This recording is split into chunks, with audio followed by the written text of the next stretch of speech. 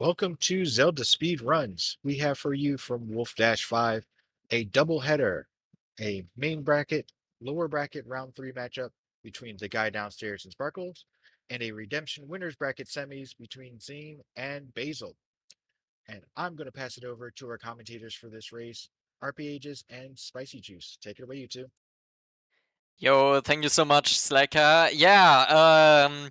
This will be a great race. I'm actually very excited for both of those. I actually wanted to commentate both of them. They first didn't have their time scheduled similarly, but thankfully they decided to schedule similarly so that we can actually view both races here. Hello, RP. How are you doing? Hey, Spicy, thank you. I'm good. I'm a little bit nervous. This is my first commentary today, and yeah, the last runs was absolutely great. I'm very excited for this run, and yeah, let's see what we got. Yeah, so the race will start in a bit. It's already counting down. Everyone is actually on time. Wow, for speedrunners these days. Yeah, the tournament is getting way closer towards the end, so the runners are closing out, becoming... they're very closer to each other now. So yeah. At the start of the game, we first do a bit of rolling, and then our favorite rock, we will take him and do a gate clip and a back in time. This is a great glitch.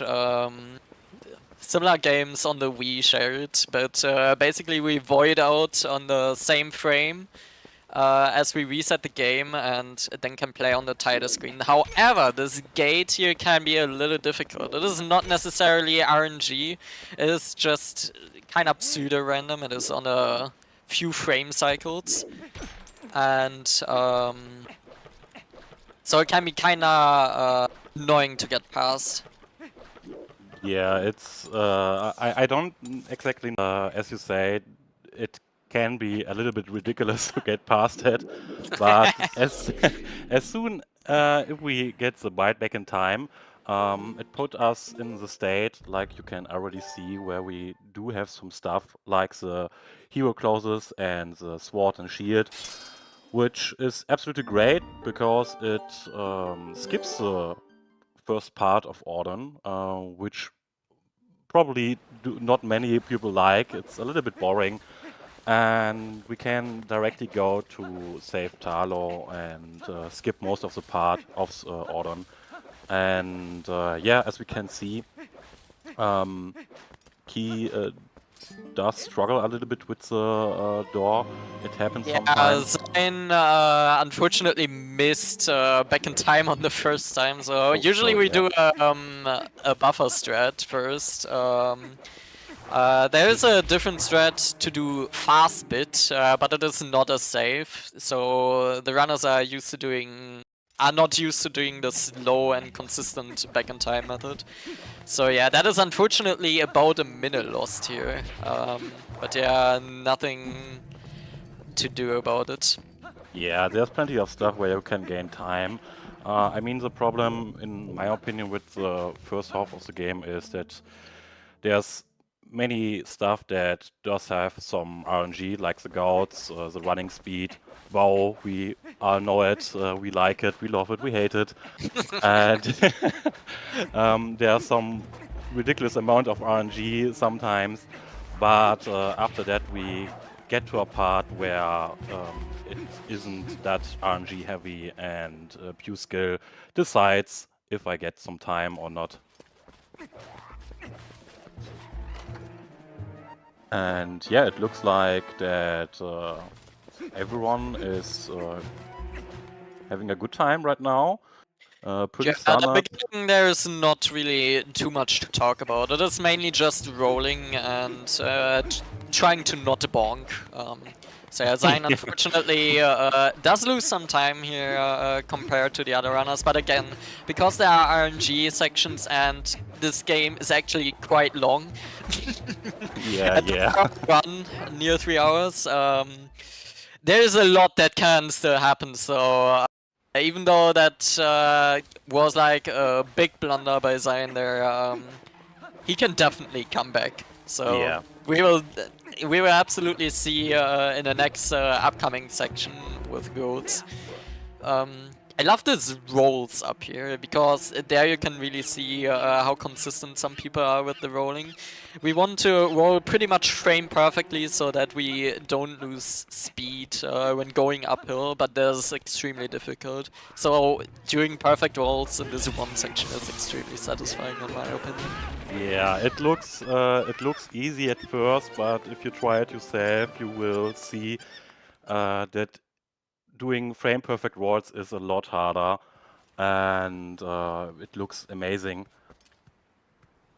This game is still running at 30 FPS, so it is manageable, but yeah, again, it is just keeping the rhythm up is super hard, and there are a lot of shadow time losses you don't really see. It's quite impactful. The goats are spawning at the same positions, so there's no RNG part here, but the way they are reacting, according to the distance to Link and how fast slash how far they are going is RNG dependent. A good time would be about 17 seconds according to the best run we have currently in the tourney. But of course there can usually be some hearts that do not want to go in, as it is for Basil the case. Yeah, absolutely. This is a common pattern for the goats, that sometimes it looks very great, but always one goat decides to not play by the rules, and we actually could see it at Basil, but pretty good goats overall. Yeah, 24, 26 and 28 Xein toy, but it also gives us one important flag, which is the Epona tamed flag. Normally you are supposed to be able to tame Epona after beating Elden Twilight first and then backtracking to Bow. But because we already got that flag, we can just talk our way through him here and then already start wrestling and get the Iron Boots. Absolutely, yeah. And like you can see on Basil's stream, it depends on how far you're from Bow. It's could save some frames talking with him. That's why she's moving a little bit. And yeah, fighting with Bow, it's pretty intense sometimes. You can have good RNG. Sometimes you can have bad RNG, and sometimes you can have horrible RNG. But it seems very good so far.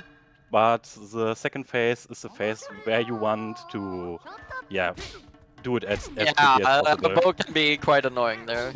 Yeah. So, first phase is kind of straightforward. There, the odds are pretty much in your favor because he also just can just do nothing on one turn. But yeah, that is not the case for the second phase. There, Bow actually locks in. And we can see just with the RNG, the guy downstairs is actually now ahead, catching up on Sparkle.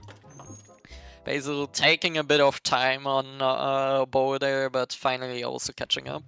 Yeah, unfortunately, she's lost sometimes with bad Bow RNG, but... Preferably. Oh, sorry, yeah. I didn't notice. Oh, good, oh, good. And yeah, but we can see that everyone... Oh, Xein is doing Bow. Sorry, I didn't notice. Yeah, he will, because of the back in time loss, he is still a bit behind, but yeah. It is fine, it is fine. Yeah, so for the rest of the guys, they're saving here for performing the forest bit.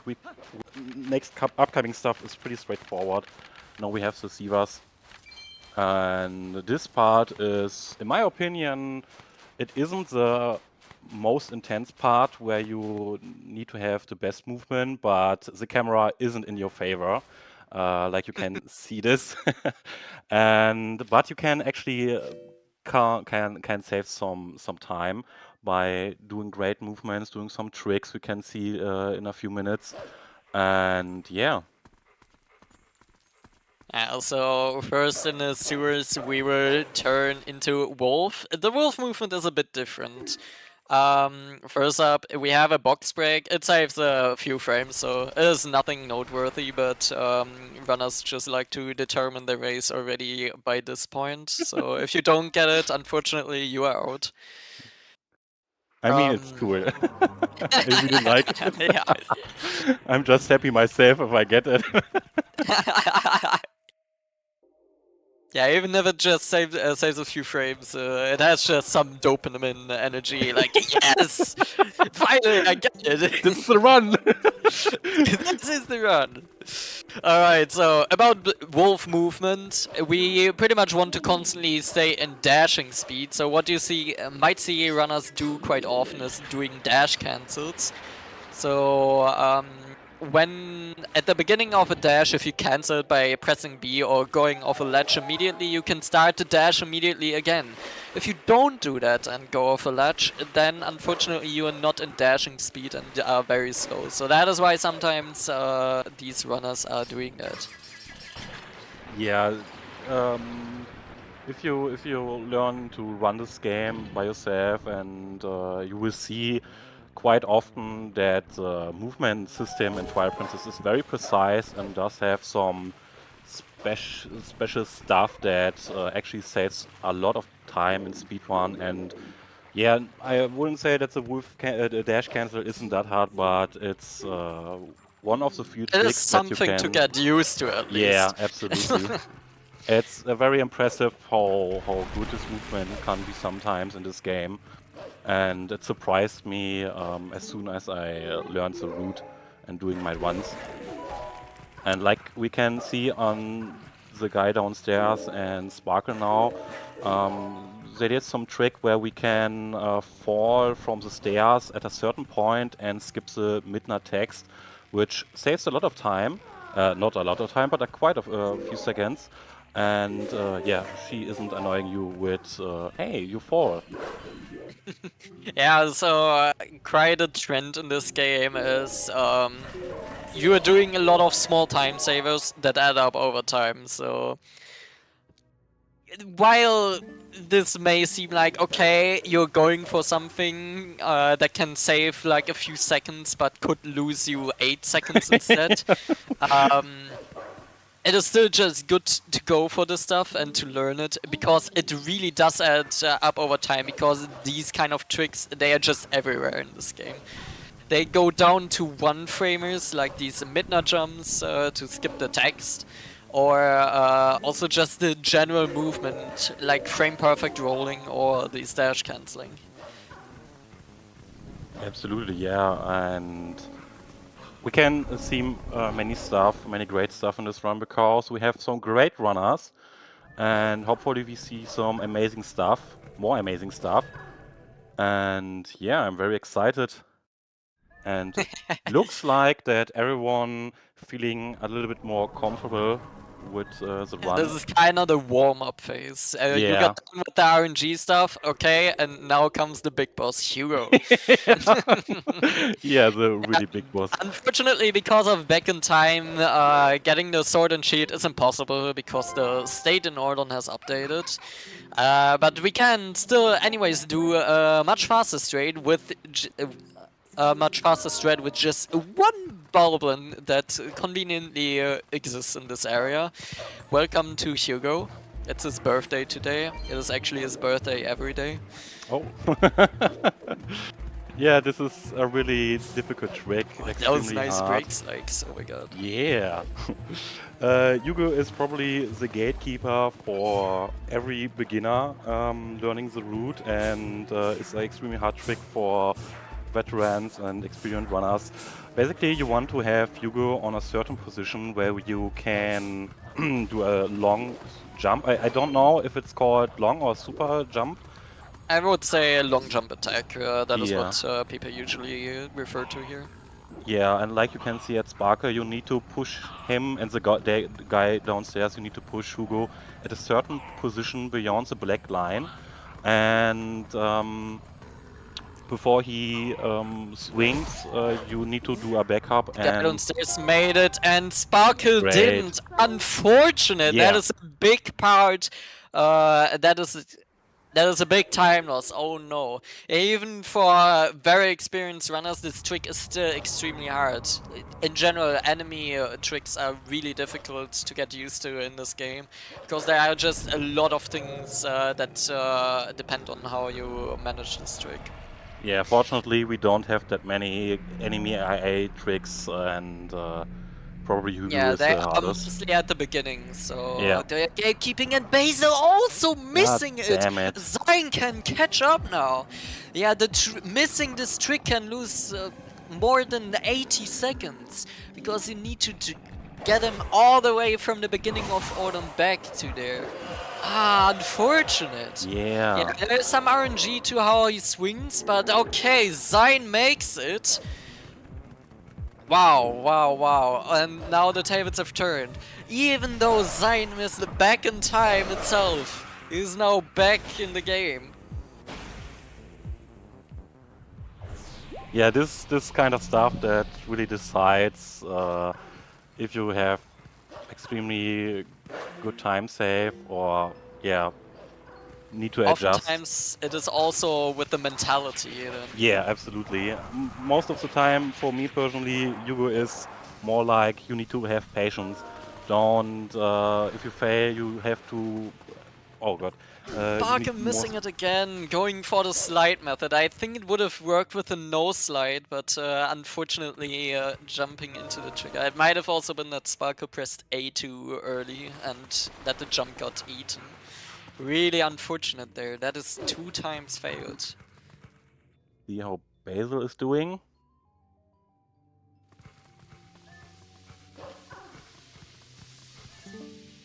Intense. It is just such an intense Oh segment. no. No. Very unlucky. That was quite weird how Hugo actually got sent there, so... But also Basil pressed A little earlier. So it is just such a hard trick. So both Basil and Sparkle really far behind now. Meanwhile, the guy downstairs and Xein are not actually clearing Fair and Twilight. Sorry, Coral, the only person living there. Yes. We are actually gonna approach early Master Sword soon. Let's see the next attempts of Sparkle. Ooh, it is just so intense. Oh my god. Yeah, so the guy downstairs. Oh, nice Sparkle. Good job. And the guy downstairs uses the Shadow Beast and bonks at the top. It looked so perfect, but it was just barely too far angled right. Wow, I really thought that made it. Oh my god.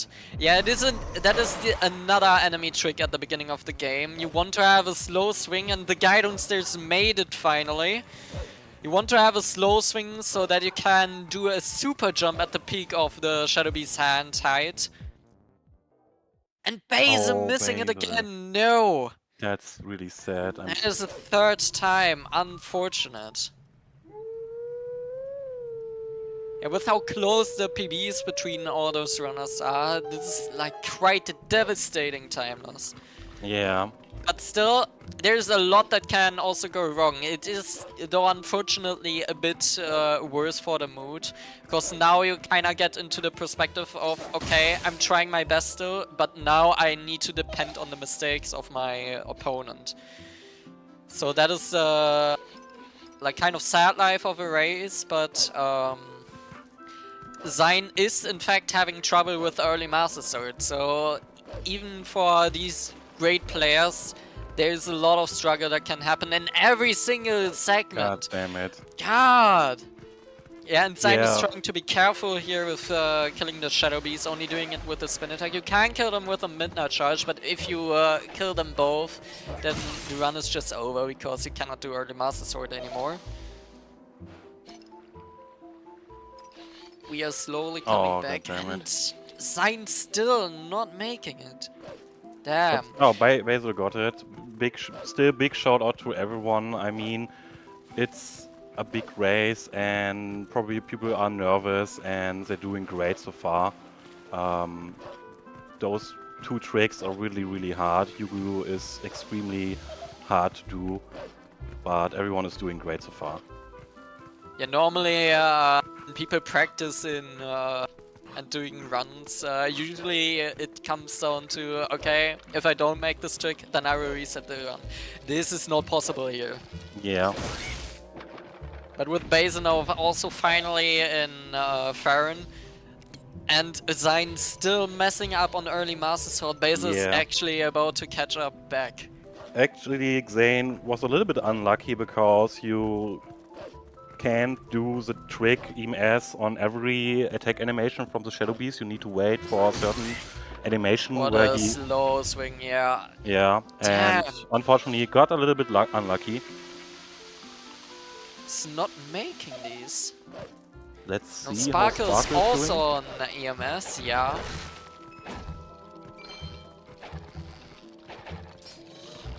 Sparkle got it, nice.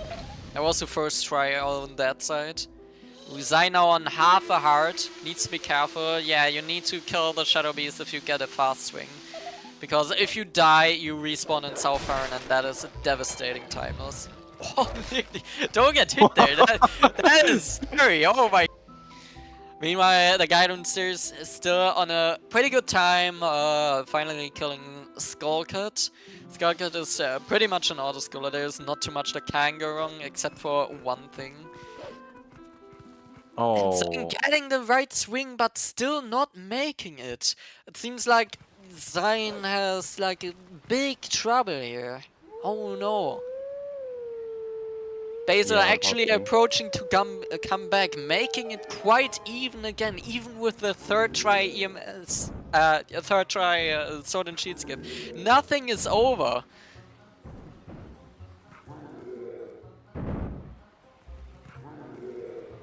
Oh, that's very sad.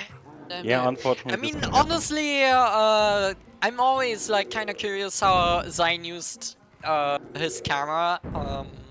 I think he's used to that, but not panning further. So, Bai likes to kind of like wing it. It is just so difficult. Apparently, oh my god. And with that, Basil is now even with xein.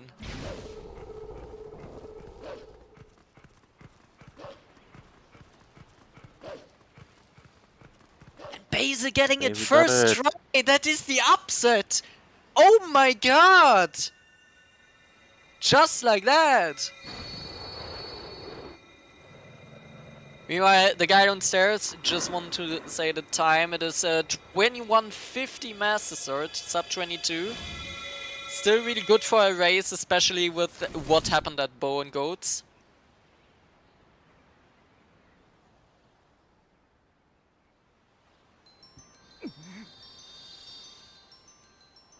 Sparkle is also making his way closer to getting that Master Sword as well. Quite a bit further behind his opponent, but yeah. Yeah, unfortunately we do have a long cutscene with the Master Sword, which takes some time. I hope we get the day where we can skip this. I don't know if it's possible. But yes, Sparkle is catching up really quick. Yeah, even if we, like for a fun fact, even if we skip this cutscene, the Master Sword and the ability to transform, we will only receive it at the end of the cutscene.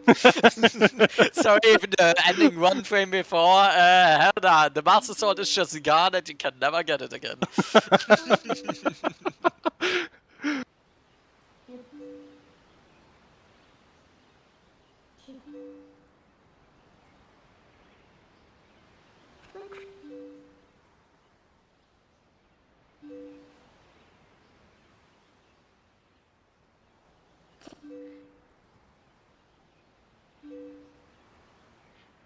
Should actually also talk about the languages these runners are playing at. xein and the guy downstairs are playing on French, while Basil and Sparkle are playing on English. The benefit of... no wait. The guy downstairs is playing on German. God, I cannot speak my own language. Okay, so the benefit of French is that you don't need to collect rupees. The other three will need to collect rupees. Because there's a specific scam you can do on the City in the Sky cannon when you purchase it on French. Yeah, the French Yeah, fire is he just likes us more, I guess. yeah, you don't need to pay the 300 rubies on the repairing City in the Sky cannon, which is strange. I don't know why exactly this happens, but yeah. They forgot to check for the rupees when you come back on the French version specifically. Oh, nice. That is literally it. If you are French, display this text and don't do anything else. This is what it does, literally. I mean, he seems to be happy with everything you got because he's taking all your rubies. But yeah, we liked it. Yeah. Okay, so now with the Master Sword, the next goal is to obtain the Gale Boomerang, and yes, because we have the lantern, we can actually cross the mist pretty quickly. Even though you are not supposed to actually make this mist go away, so it looks kind of weird, but yeah, we are safe, we can breathe. Yeah, we just need a lantern for that. Fortunately, we don't need the ape that is that wants to help us, because this would took extremely long. But now the guy downstairs is getting to the forest temple. And there's a certain trick we can perform. Yeah, those rolls are absolutely amazing. So satisfying, just satisfying. I love it. God, always, whether it is freestyle or on the entering forest temple, it is just so good seeing it. Oh yeah. So, with Back in Time, this is what we do here again. We are first saving, and with Back in Time we are obtaining the boss flag. This specific boss flag is used across certain bosses, and also for the monkeys in the forest temple. By selecting the save we had saved in Ordon, we start in the King Bulbin fight. Normally, if you skip the cutscene, you are immediately in a black screen, and there's the boss flag that is just counting down. But instead, we are resetting the game and preventing the game from skipping the cutscene. So the value freezes in the middle, and this can give us more monkeys. Yeah, which is extremely important because we don't need to. We can skip a lot of the forest temple, and we only need the boomerang, so this is a quick visit. The only real annoying part can be the spiders and Ook himself. For the spiders, that is because the nuts we are using to kill the spiders are weirdly not good at cooperating. Yeah. Did xein scream? Yeah, for the guy downstairs, the nut was not cooperating. It was busting on the spider, but not killing it, actually. Yeah. We love when the nut is just prioritizing the wall behind the spider. This is not a 30 FPS game, so if it just on one frame doesn't kill the spider and on the next frame just sees the wall first, then yeah, the wall is breaking the nut. Unfortunate. But still, if the spider is turned away, we can get past from it. Though it can take a bit of time because the turning is RNG.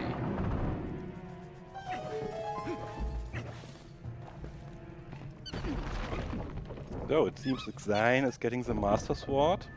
And Basil ends it. Yeah, and Basil ends it. But it's, I mean, there's some time apart from these both, but still, yeah, the anything can Master Sword happen. cutscene is quite long, but worst race of all time, I wouldn't call it. At least for us commentators, it is quite entertaining. And I mean, there's just a lot left, so. Yeah, still anything can happen. Yeah, like an infinite Hok Ook. Hop Ook. Yeah, exactly. I just say hawk whoop. Oh no, what is wrong with me? Yeah, the least amount of hops that Ook can jump is 2. I think the most possible recorded were 37, but the most a human has actually encountered were 17. If I recall correctly, I might just pull these numbers out of my mouth. So It would be interesting to know from the chat what was your cycle, the most amount of yeah, cycles. the most Ook cycle. Yeah, in your actual I run. honestly don't remember my most, but I think it was 12. I kind of imagine myself Oh, to have 12 Ooks. and, Wait, it was 28? 28. Oh my god, this is a lot. Get Beast Sword here. I need to see that. Well, okay, the guy downstairs is now then still ahead and obtaining the Sturmboomerang. The next goal of this is to get to Kakariko, but before we do that, we are actually doing a small visit to the map warping ability. And, well, getting there, we first need to escape Farron, of course. Midna doesn't like us leaving, actually. Yeah, she So wants we will really to see have how this that goes in the GameCube version specifically, because we're targeting it. And when we are targeting something that is above ground or above a void, we can actually do quite the long jump attack. It is an intended mechanic, but I guess they didn't really want that for the boomerang, or didn't intend for it.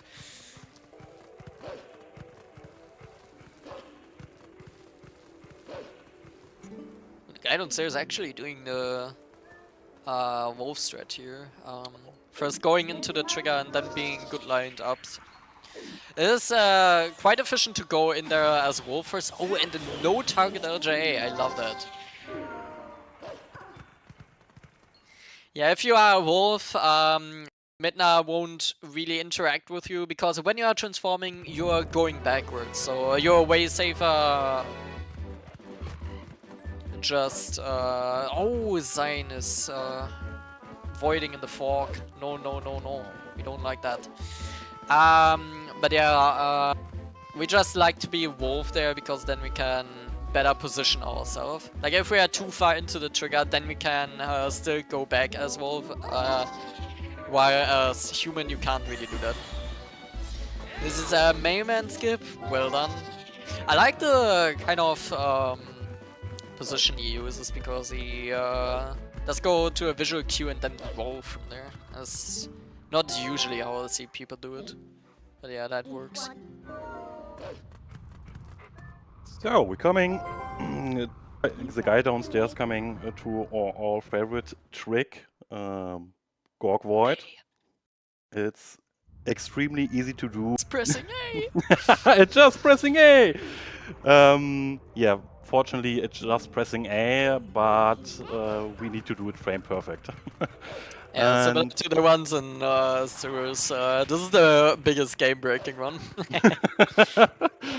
So, this is actually the introduction to the teleport function from Midna. And at a certain frame, we can do a jump into the void, which... oh, and the guy downstairs gets it. Nice. This is really well nice. done. Extremely nice. So, and now he's spawning behind the trigger. If he didn't get it, he would force him to teleport again to Farron. But now we can get the Kakariko vessel. Yeah, going to Kakariko itself is not the easiest task, of course. So we need to get over this fence. This fence is sloped, so while we can get on it, we cannot stay on it unless we have a Ruby cutscene. Ein gelber Rubin. 10. 10. And yeah, then we can actually input a roll on the fence, which is otherwise not possible on such a sloped surface. And yeah, from this out of bounds position, we can actually do another LJA above the void, and get across the gorge all completely. Yeah, it's one of the best examples how useful the boomerang is in this run, and extremely helpful. But Xein nicely also done. busting is not there on Nancy, but... Holy! That spider was close! I don't understand. Did you call the yeah. spider Nancy? Yeah, the people in the community call it Nancy. Yeah, It's a the great community name. is very Remember that. very creative with the names. Yeah. And now the guy downstairs is actually not getting the Elden Vessel. Yes, the whole purpose of going to Kakariko first is to actually get the portal, because we still need to get the map warping ability from this tutorial. So we will need to go back. The benefit of going to Kakariko first is that we already have the portal, so we don't need to backtrack otherwise from South Fair and back. So we don't need to do a fire and escape, another time of Mayman skip. So yeah, it saves about a minute. So let's see how Sparkle is doing with the Gog Void. Spark unfortunately missing it. That is another minute setback. Unfortunate.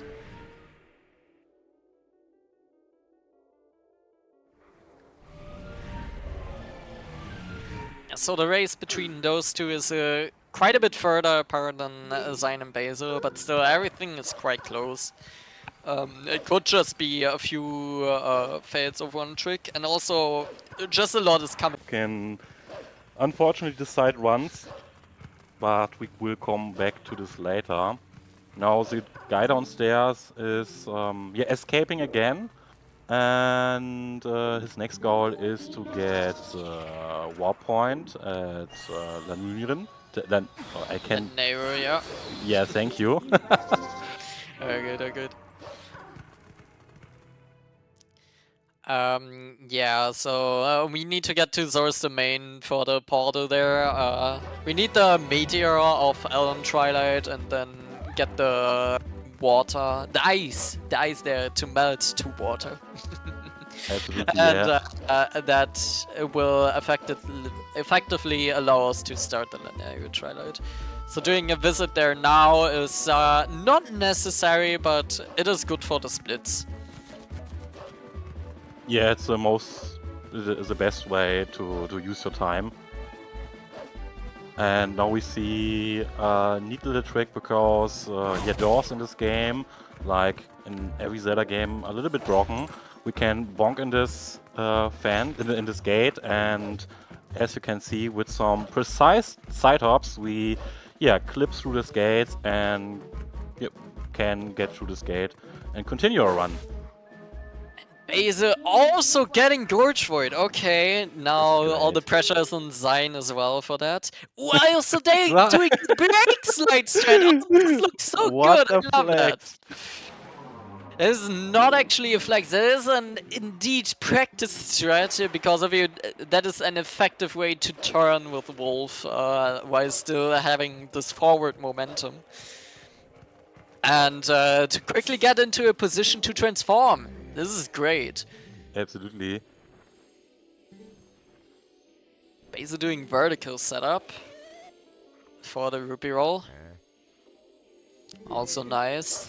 Got a red yellow rupee, 10.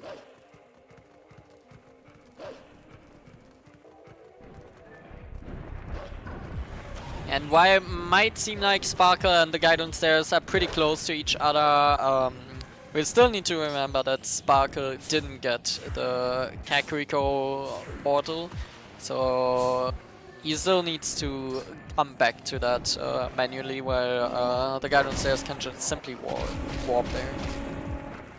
And he's also deciding to fight the Gargok, while Sparkle looks like is going for Kark Drowning. Kark Drowning is quite the riskiest strat. It saves a little bit of time, but when the Kargok eventually lunges at Link, You can actually use the iron boots to get underwater and kill the Bulblin by it just sinking, by it just dying to the water, and that worked out. Nice. So that is a bit of time gain now. It was a risky strat, but I guess a good decision if you are practicing it. Really well done. You need to be very careful there, because if you get grabbed, you crash the game. Oh no. Need to go back to a previous save file if that happens. So as we can see, the guy downstairs and Sparkle already did it. Now while we're flying, we can clip through the stones. There's a tiny gap where we get pushed to the left side and getting clipped through the stone, which doesn't save that much time, but it makes the wall stuff a little bit easier. In my opinion, it's a extremely nice and cool trick. It's not that hard, but I just love it. And like you can see in the stream from Guy downstairs, if you have your sense on, it's completely blank. Yeah, it saves 8 seconds, but it loses 30. Oh, yeah. It's like one of those kind of tricks. But again, it is time gain, so if you're good when practicing it, it just adds up. That's exactly the time gain we are going for.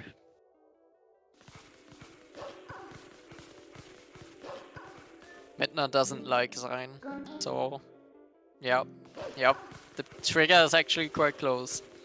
While it might not look as precise, it is actually an extremely precise trick. So these runners are taking their dear time to get as close as possible, and then the eventual 50-50 of, do I want to take another step or do I want to risk it? Yeah, if you don't We're do good a with proper this or not. setup, Yeah. it's I mean, you can see if it's okay, but sometimes it's just feeling it.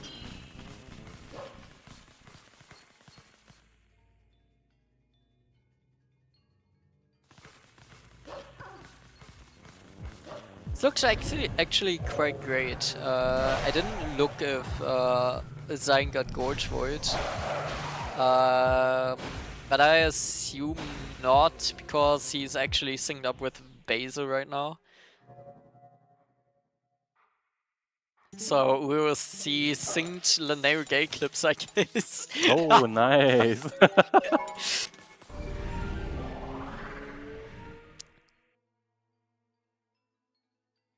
Ooh, a bit too far up.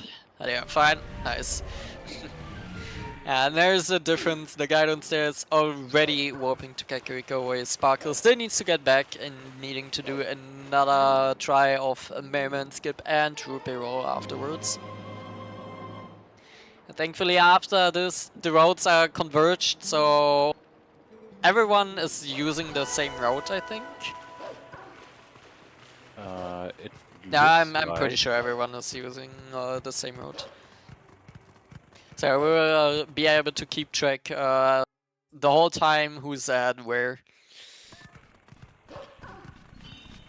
So the guy downstairs is now getting done with the Twilight Zone, and in my opinion, the add-on vessel Kakariko does some have sections where precise movement can save a lot of time, and it isn't that easy to do. And this are stuff like you can where it's getting decided if you can save a little bit time or not. You can gain some time here. Yeah, there are a lot of small things in the Elden Twilight, Yeah. so it is definitely also like a practice zone in my opinion. Pretty much one of the earlier segments you actually want to practice, because there again, there are these small things that save a bunch if you add them together. So we're doing a quick manip here to get the bug down quickly. There are a lot of small things. Of course, this manipulation is a thing that every runner does. But the one thing that can really go wrong is the in. In my opinion, it is a really good practice zone. There's a lot of difficult movement in here that looks satisfying, though. Yeah.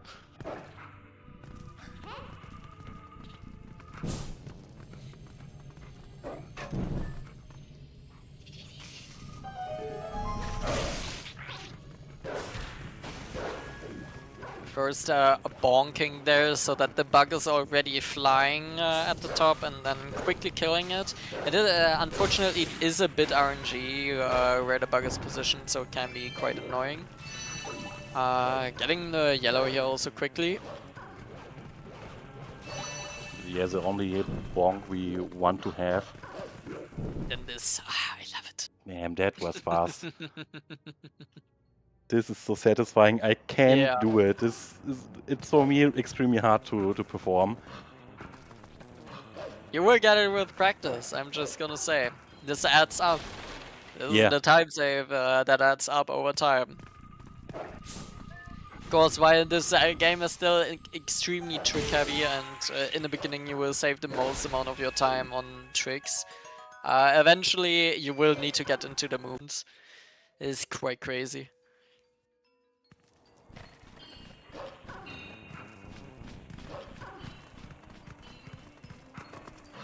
And that Spark is now the next person that starts with the Elden Twilight.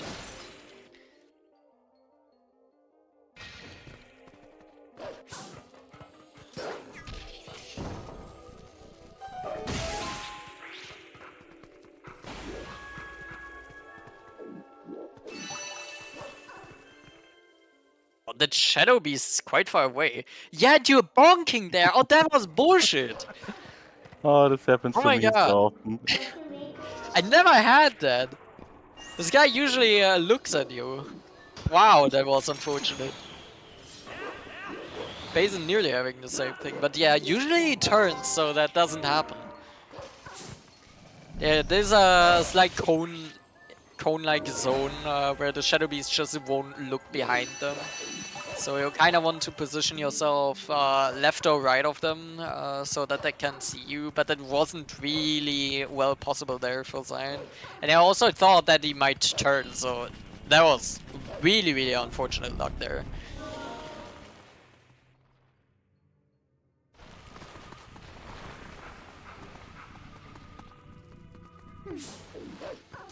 With Basil having already obtained the Kakariko portal, Basil can also already start while xein needs to get back and also still do rupee roll. Yeah, if you fail rupee roll, that can be additionally just devastating, yeah. Yeah, this is a backup. If you unfortunately fail rupee roll, it costs you a lot of time. Depending if you already collected the ruby or not. Yeah, you can back it up with 1 rupee, though it is quite difficult, to be honest. So most runners are just practicing to getting this trick every time. Genius, get good. Get good, get good.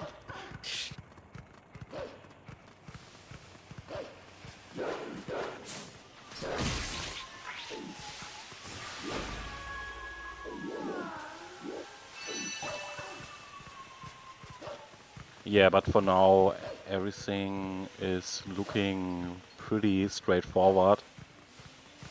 Kind of synced up here. Yeah.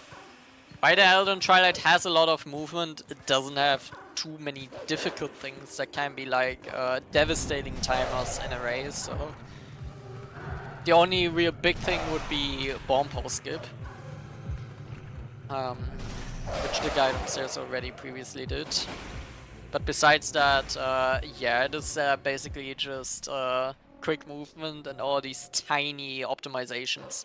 Yeah, that's something I really like about the Twilight Zone. It's easy to learn but hard to master, and you can really feel the time save if you learn more about the Elden Twilight optimization, everything, and I don't know. I think Elden Twilight is one of my favorite zones in this speedrun category.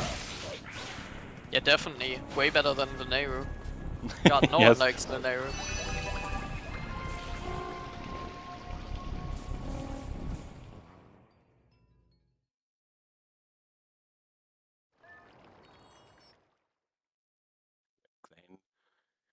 It's a ruby roll and getting to Honestly. the... There's currently just a fly in my room and it is just so annoying. Hold on. You need spiders. You need spiders in your room. Oh, that's unfortunate with Sparkle. Did bong to the fence. You need to actually wait a little bit before you can do the jump. Fence from the stairs. You need to wait a little bit to do a side hop, otherwise it will get you a bonk like you see on Sparkle.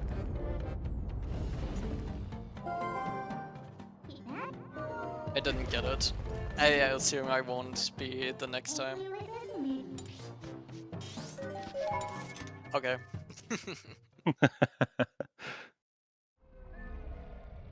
Slight inconvenience. Damn those flies. Let's see if there's a gamer side up, and the guy downstairs misses it. Another one of these one-framers, saves 6 seconds. Oh, 6 seconds.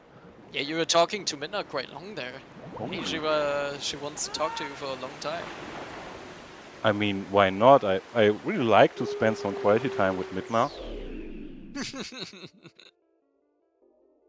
Very well. Though she needs to be revived first. Yeah, for some reason she is a shadow when we are human in the Twilight. Probably because the game didn't expect us to be human in the Twilight.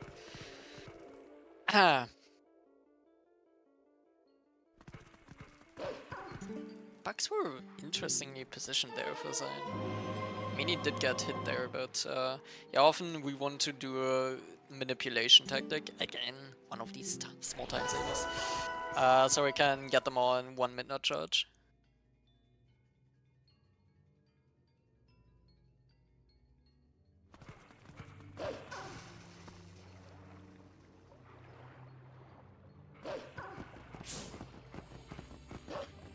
Very well there.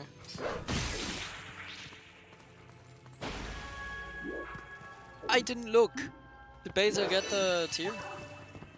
I didn't pay attention right now at Basil's stream. I'm sorry. Basil did get it, okay. I'm stupid. Yeah, this is I one first- extremely frustrating thing. If you're a little bit too fast with getting out of the tower, sometimes it can happen that you don't collect the tier. And often enough, it happened to me where I'm checking twice. No. Yeah. I usually look Because- at the map for it. For Yeah. the site where the tiers are. But yeah, I'm now being extra patient just to not make this mistake. It's such a devastating mistake. You don't want to do that. Yeah. Yeah, the problem is, the real problem starts if you didn't notice right away, but later Then, you at the last then you year. have already jumped down, yeah. Yeah.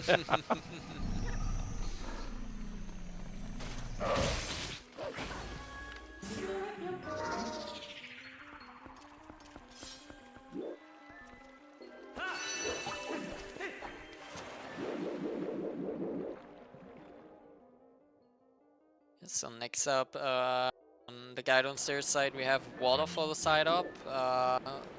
One of the more difficult tricks in this segment. And he does in fact get it. It is a 3-frame side up if you start immediately holding right.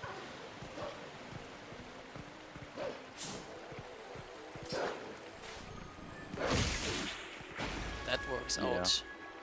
The waterfall side hop is again one of these things that a little bit harder, and if you fail it, I don't actually know how much time you lose, but there's some It is, certain time. it is quite a bit, because then you need to safe warp or go up depending on where you land. Yeah. But really fun trick to do, in my opinion. I liked it. Certainly. Let's see, Zein's still doing the last person to need to do bomb hole skip. I think everyone went for the wolf method as well, which is a little faster than a human since you don't need to transform additionally. It is quite precise, but doable on top level. Yeah.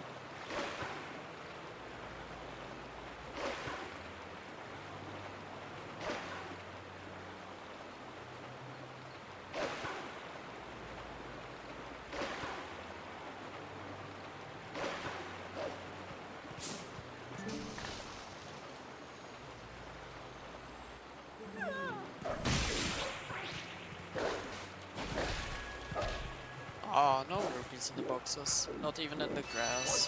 How sad. God damn it. Why these rupees are not that much of a deal in these current routes anymore.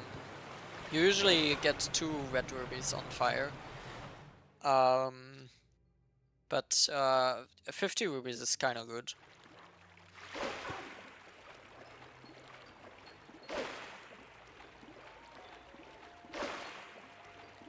You're welcome.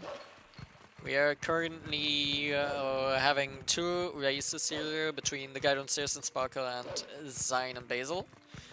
The runners on the left side are not too far apart, and the runners on the right side a bit further, I would say. So maybe a bit equidistant, but yeah, there have been a lot of trouble on the right side of the screen here with the beginning tricks, but otherwise everything has been fine so far. We are still looking at a great race here, so... Yeah, absolutely.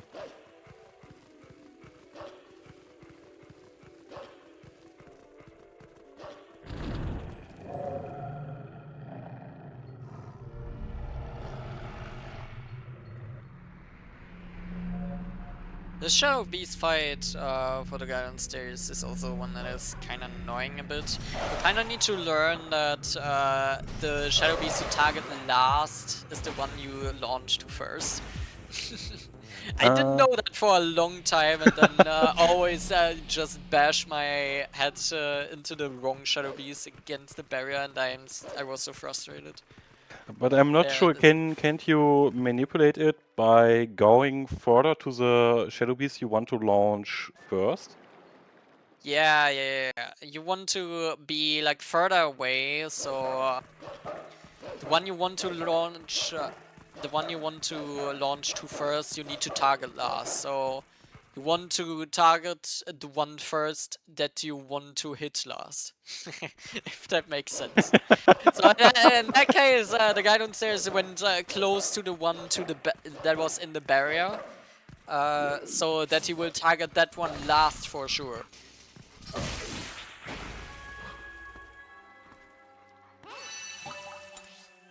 Yeah, those Shadow Beasts can be pretty annoying if you don't know how to handle it, and you will see that you bonk more often than in your casual runs, probably.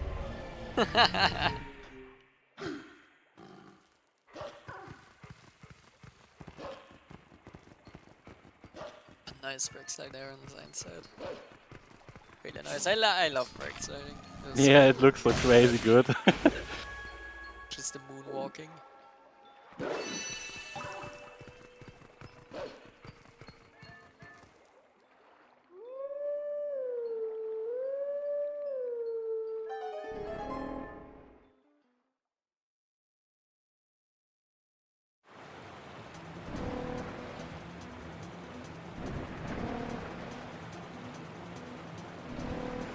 The last part the guy downstairs needs to do is the Karagog flight. Weirdly enough, they programmed auto-aim into this that they never tell you. Yes. It's just one part in this game where you actually do this. You can if you target the bugs before actually launching at them, then you auto-aim at them. If you launch and then target, that doesn't work, which I didn't know for quite some time as well. So This is something new to me, thank you. not bonking.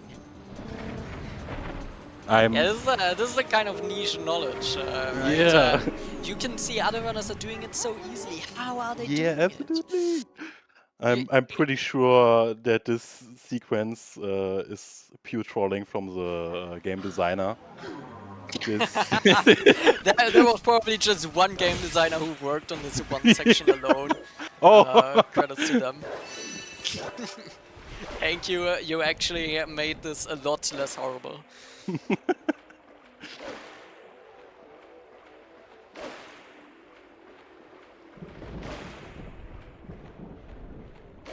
And lastly, we got boss bug. There's not too much you can do, but there is actually one thing, and that is that every of the cycles we can interrupt boss bug's attack by attacking him ourselves once his attack ends. Then we can quickly launch at him again, making sure, of course, that he's not stuck inside the platform, because otherwise the game doesn't like that. If we are like clipped inside it. oh, I did the guy downstairs fly away before finishing his attacks? It looked like. Yeah, he let him fly away a bit because he was still inside the platform. So okay. he was waiting there intentionally so that he doesn't get bounced off when he attacks him. So it is indeed an intentional maneuver. Then lastly, of course, the midnight charge bone on the side, which instantly ends the fight, conveniently.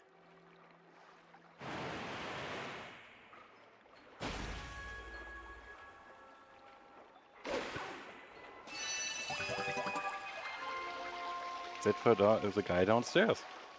Yeah, that is linear trailer done. That's actually quite quick for a race, so. Yeah, It is absolutely. not the best. It is not the best by far, but it is definitely something you like seeing. So now the guy downstairs is preparing for Enter Lake Bed.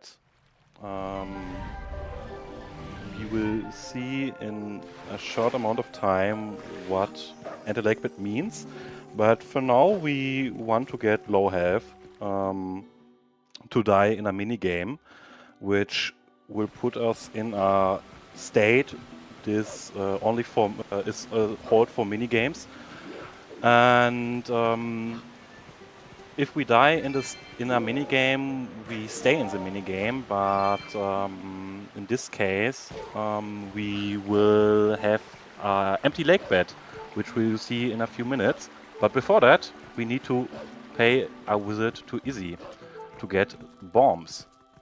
Isa. Did you Isa. call her Easy? Yeah, Easy. I like that name. Easy. Yeah, sounds just like Easy. I like it. Easy. Because this trick is kinda easy. But also she is quite nice after we defeat the Shadow Beast, of course. But first, we need to howl at this Howling Storm. Because we didn't complete Farron Twilight, we actually never visited a Golden Wolf. But we need to get the ending blow hidden skill still. For exactly one time at the end of the run. So do not forget it.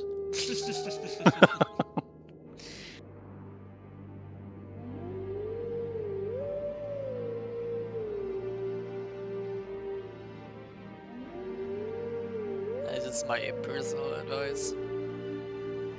So yeah, Linear Twilight is pretty straightforward. It's just a bunch of bugs scattered around Linear. Actually, more like across one zone, and then there's just one in Castle Town that we need to wolf dash to for 2 minutes. You can Yeah. see Great Wolf dashing now on Zein's screen. Yes, you cannot even see where he is going because he's manipulating with the camera to reduce lag. Isn't that great? Such That's good absolutely wolf great. patterns here. Do we see some brake slides now? I'm hoping. Nah, not in that usually. Like brake slides are still quite difficult, so people usually do them when there's downtime. They're just doing it for the flex because they cannot lose time anyways.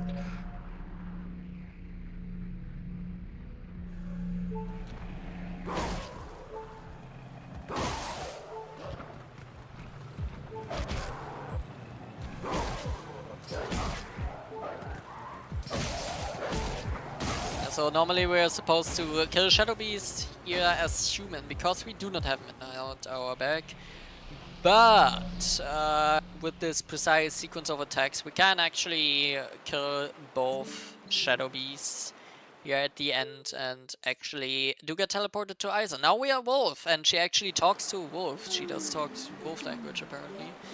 Echten Mann, real man, she just said there, in marked in red. And yes, we are indeed helping her by warping away. She gave us a bomb back in our wolf pawns. And we are just coming back. She's suddenly outside and telling us, okay, we are coming back in again. Giving us another bomb back, actually. She just loves giving us multiple. I don't know where she had it from, but apparently she did have some. I Well, think anyways, bye-bye. I think she really does like wolves. Yeah, she does like wolves. That's true. Oh yeah, by the way, Xein finally got the bug that we talked about 2 minutes ago. Great. That is all we came here for! All that wolf dashing! All this! Peak wolf dash. Yeah, I guess they needed to have one reason for us to go there, right? Yeah. Small introduction.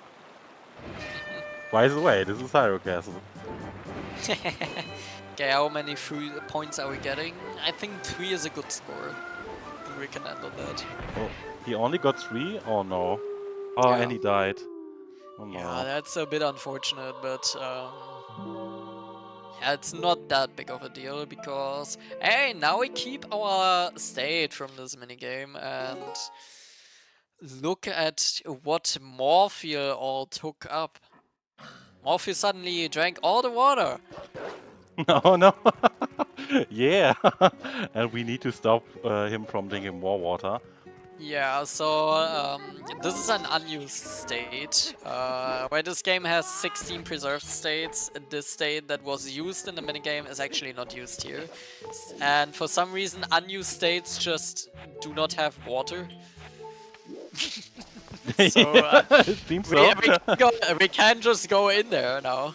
Of course, it's not that easy because you're still supposed to be entering this underwater, so it is quite weird to get into. But with a precise bomb boost, we can actually get in there, and the guy downstairs manages it with empty Lake Hylia. Well done.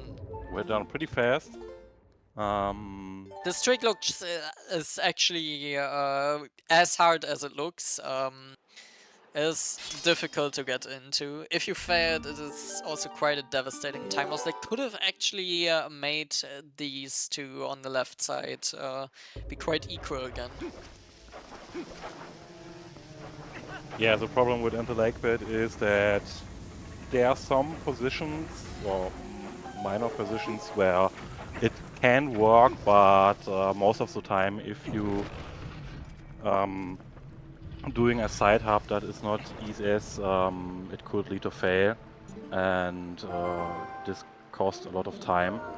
But the guy downstairs did it pretty fast, which is impressive, because this is, like you said, very hard.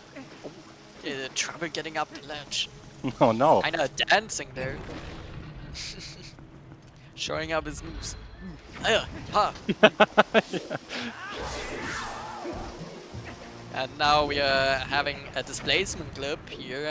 It takes a bit of time doing a displacement clip instead of the LJA method that was previously done here.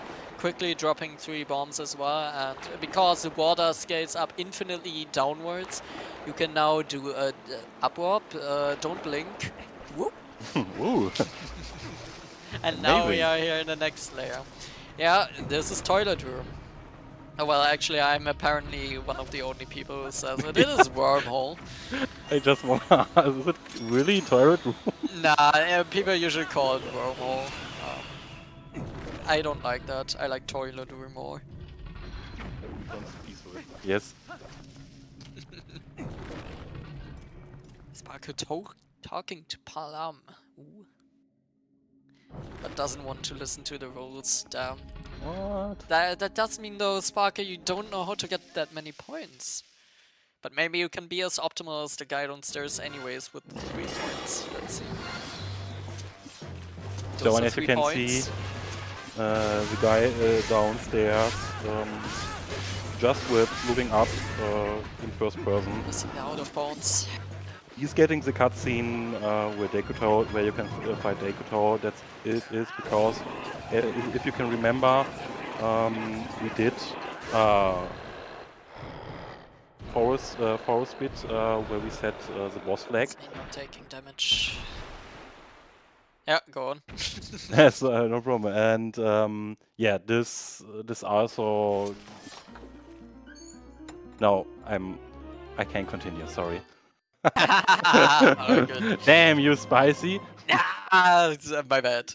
Yeah, so what these people need to do on this route to save the majority of the time compared to Pelaclip route is the Decotoad Zero cycle. They pull out a bomb and instantly try to boomerang it into the Decotoad's mouth. But unfortunately, if you miss it, you still need to kill the children. I'm sorry. What? So it takes some time to then be able to damage him.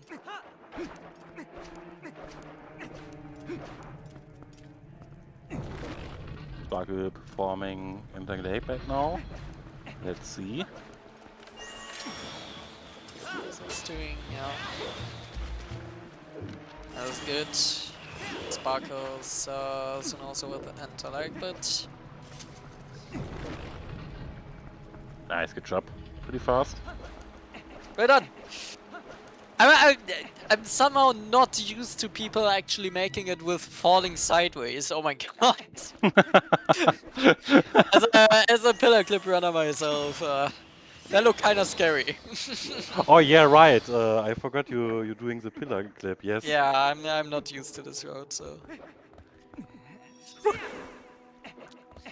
Yeah, also for boss key clip, which the guy downstairs is currently or has already done. Wow.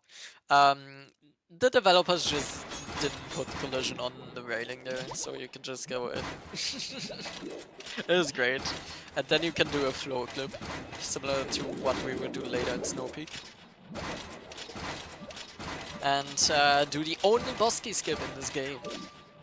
And we do not actually have a Zora armor. What does this do, RP? Yeah, like you can see that we can breathe underwater, obviously. And but it is barely enough that we get down to the arena where Morphle waits for us. And as you can see from the guy downstairs, if we cancel the animation to get a bomb, or I am not sure if I can explain it correctly. Yeah, you need to hold the bomb basically while you are swimming, and then the game just thinks you are underwater, you are on the ground for a frame. Yeah, this puts us in a state where we can press A again, and yeah, like you can see at the guy downstairs now, we get our air refilled, which is very fortunate for us because this fight wouldn't be possible, and the one would take a lot longer with the Zora armor. Yeah. I thought he might just go for a one bomb there, but I'm thinking. Yeah, if Yeah. you, what the runners also do here is delay it as late as possible, so they have as much error when they try to do this trick. But Morphe going extremely high, Yeah, as you can see, exploring her aquarium. Oh my god. Morphe does have some RNG. How she, sorry, it's a she. How she is floating through the arena. And if you're really unlucky, it takes some time. Not getting the regrab there, which is unfortunate. Needing to use another bomb. That is a 4-bomb Morphe so far. Yeah. I absolutely do not like this boss. At least we do not use bombs that much this time in the current route. Yeah, a lot more optimization, so this isn't that devastating. But still, Morphe can be some big time loss that you do not like. Yeah, if you're a little bit too, or more like I say it a little bit different, if you're not patient enough, it will cost you some time and can frustrate you a little bit because fighting Morphle feels a little bit, I don't know how to say, slow. I don't know how to say slow. That is certainly correct. But the guy downstairs did it.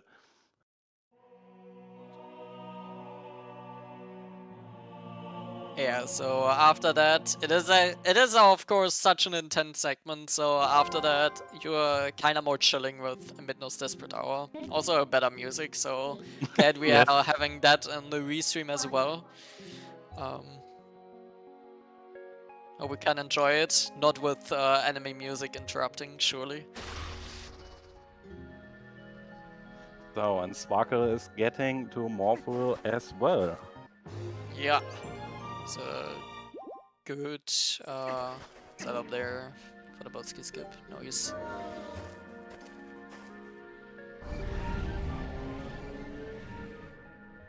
It seems like the xein and Basil aren't that different in... They aren't too far apart, but Basil's already got the claw shot while Xein still Oh, needs to obtain it. oh yeah.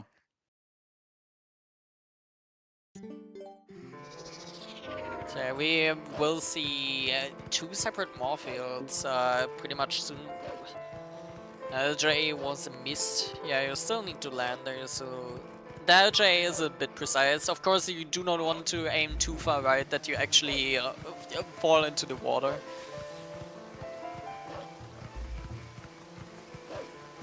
Sign actually doing the normal setup, not the 2K. Damn.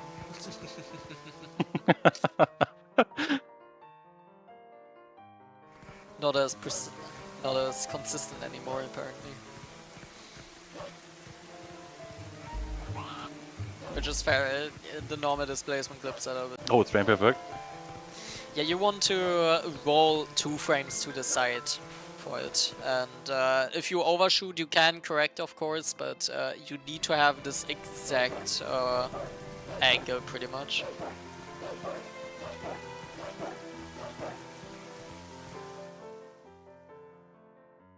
Oh, that's really unlucky for Basil. Yeah, there's some RNG with the eye, yes, right, there's some RNG with the eye, how fast it is.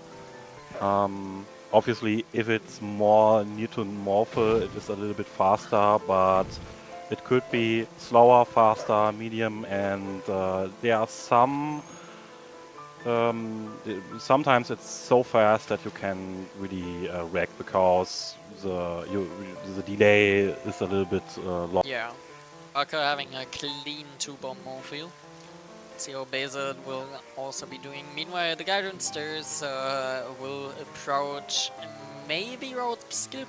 Rope skip is quite a risky trick to do in a race. I don't recommend it. So I assume he won't, but we will see.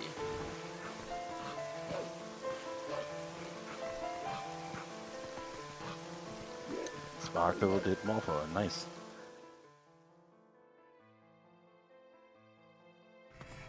Looks like Basil should also get a 2-bomb if the regrab is good. The fish is going weirdly up. But should be fine. Nice, good job. Yeah, This should be good, yes. well done. Yeah, it was in red air, but actually we can tell it was quite a bunch, so...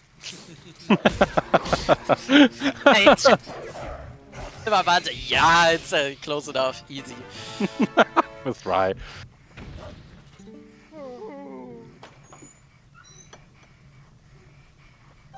And now I didn't see if the guy downstairs actually went for a rope skip. God damn it. No, he didn't. He didn't, fair enough.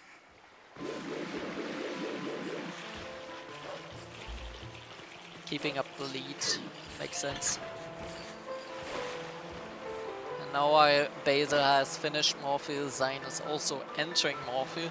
So really it is just a back to back to back to back Morphle.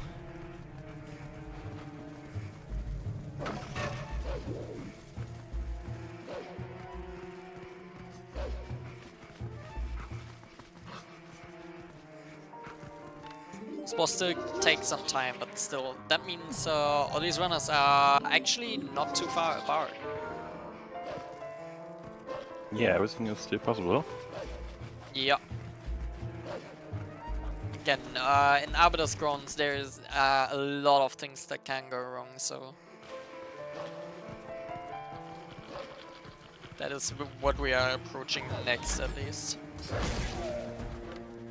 And that guy downstairs now killing that Boblin because he is for some reason a great sniper. Yes. He's the best. Yeah, he's the best in existence. And the only one, weirdly.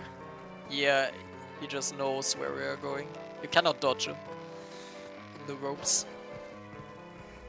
So, the Midnight's Desperate Hour in Hyrule Castle is one of those things where it is easy to learn but hard to master. And if you perform good movements, you can save a lot of time.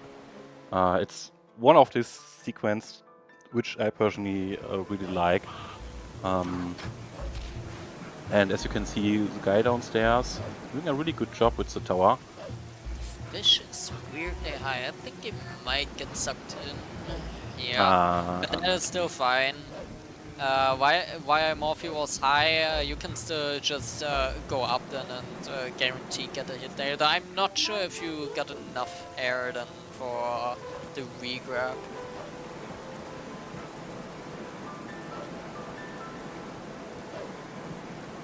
Good job. Oh, I don't think this is enough. Is this enough? Oh, barely! Oh my god. Not barely.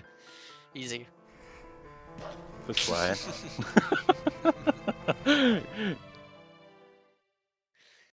Not even close. As we love to say.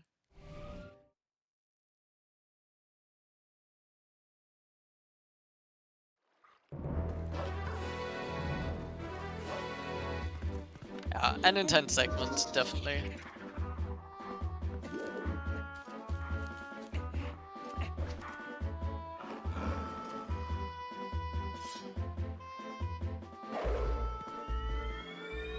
So, the guy downstairs entering now a little bit a chill phase of the speedrun, in my opinion. Into Sneepo is Sneepo, right?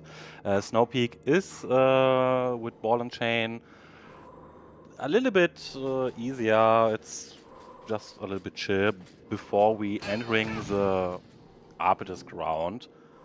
Yeah, and I personally, Snowpeak is also just one of my favorite segments.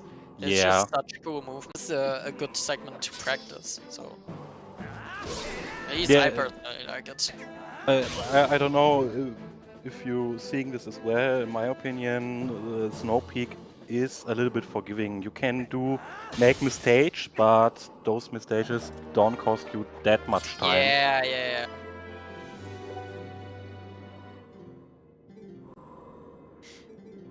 I think that's kind of makes sense, yeah. Especially like floor clip is the big thing here, I suppose. If you miss it, it is not that bad because you can easily back it up. Freezer skip is the most annoying thing to mess up, but that is fine. The Yeah, biggest time yeah. loss would be if you die to Dark Hammer, but that rarely happens to top runners, so I hope this doesn't happen. No commentator skills, please.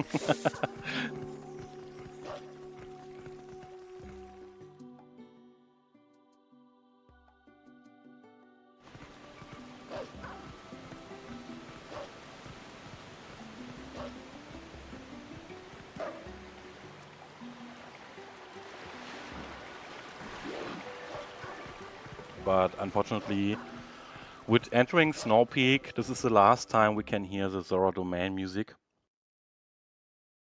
Really unfortunate time for us. But it's okay. We will instead here Snow Peak. If you speed it up, then you will have probably similar to Hyrule Field, at least the beginning. Yeah, we will do map glitch at the beginning. Pretty consistent on console since you can do unplug strats or black grind. And then loading zones are disabled, so we can just go through here. I'm so thankful we don't need to get coral earring and fishing rod and all that. It's so garbage. It would remove back in time. We would need to do wagon escort. This is so bad. I'm so thankful this exists. Grip Japanese version, but I mean they can do Wolf's super jump, I suppose. Yeah, it's a really good thing, and yeah, it's somehow easy to perform with the controller reset press combination, and could lose some time at Snow Peak if you fail it, but it's a really You good could thing. even could lose even more time in problem time if you failed. I don't want to talk about this. The wounds are fresh.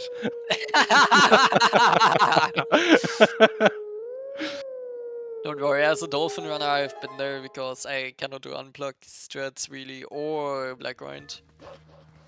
I'm saving. I mean, it's possible with the controller reset combination, but it's extremely weird to have a grip on the controller. It's possible, and it's good possible, but yeah, there are some. At least me.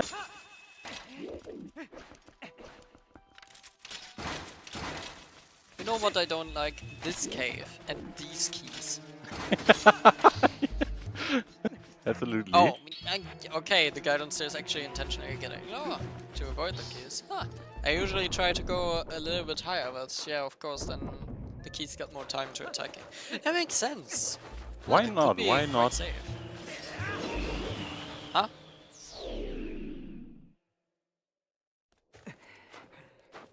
It's Shadow Beast, which he saves a little bit time, and as you can see, we don't see anything. Yeah, as you can see, we You see see nothing. Exactly. Goodbye to Yellow, he's in the void.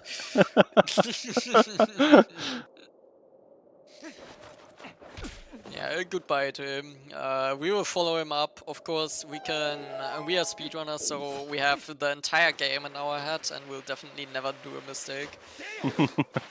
As you can't see, yep. Ooh, xein going in a little dip in the water. Oh no. Oh no. Actually doing B attacks there to kill him. Yep.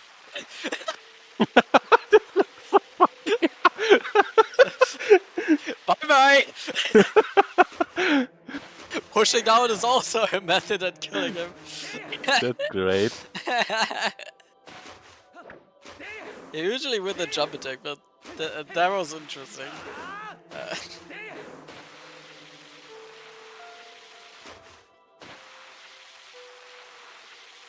Yeah, even though we can't see anything, speedrunners still go for the shortcut. It is a bit scary, especially also when learning it. But yeah, we got good visual cues in the background to kind of align ourselves well, so it isn't too big of an issue. I honestly never learned the shortcut. Currently, I'm doing the normal route because Yeah, that still saves time over doing the Shadow Beast fight. yeah, I And mean you're not seeing anything, but at least you can't void. yes, I fade this snowboard section with the shortcut in my casual play so much. It was really frustrating.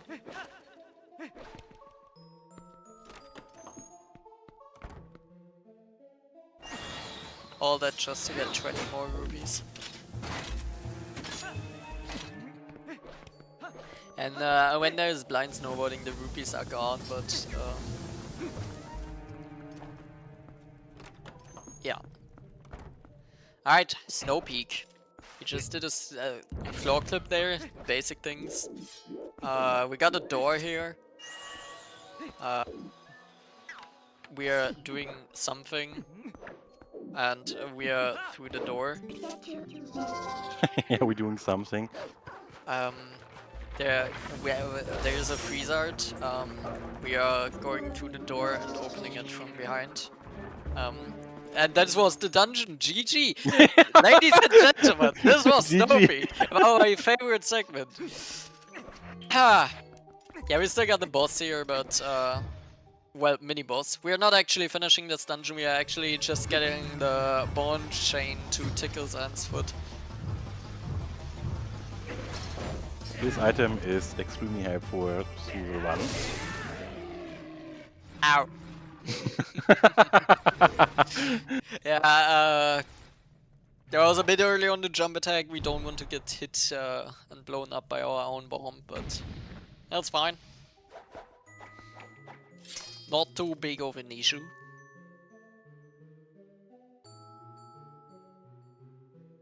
Spark also going lower on these finds. Hell, am I just late to the show here? Why are all just playing safe here? What is going Is on? there a new stretch? We don't know.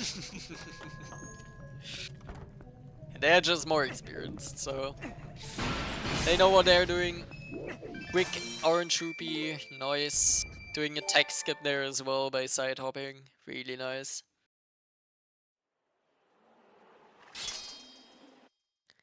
Actually, now that I see it, Basil and Sparkle are actually quite close. Yeah. They are not racing against each other, but it's still good to see players being close, right? Absolutely, yeah.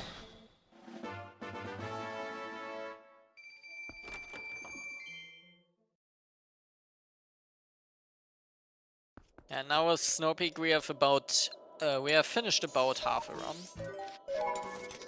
So just the other 1.5 hours to go.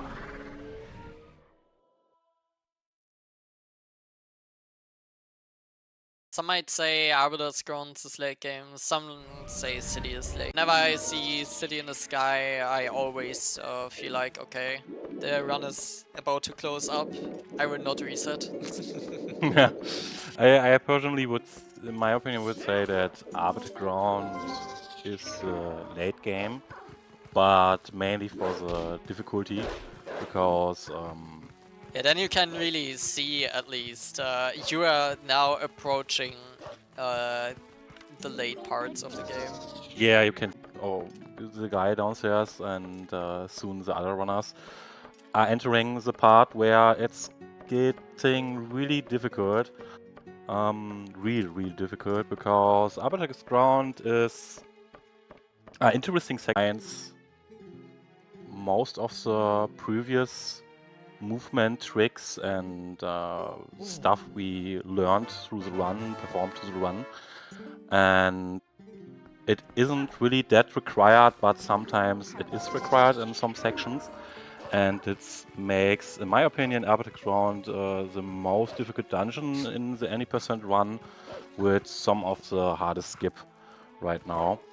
And yeah, there are some stuff like Starlight Skip where it gets decided sometimes if a run is on the right track or maybe not on the right track. It depends like how good those skips are. Yeah. So the thing about the parts are, or at least not difficult tricks. So this is mainly just all how you perform your rolls, your dashes, and then the specific rooms that you.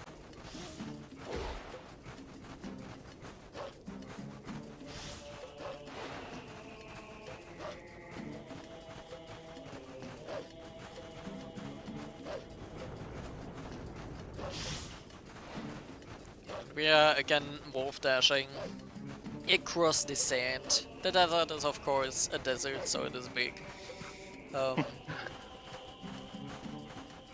Yeah, we can decide when to get the bone chain, but it is optimal for this road to get it before, so we can actually get into the Bulbin camp without using a boar.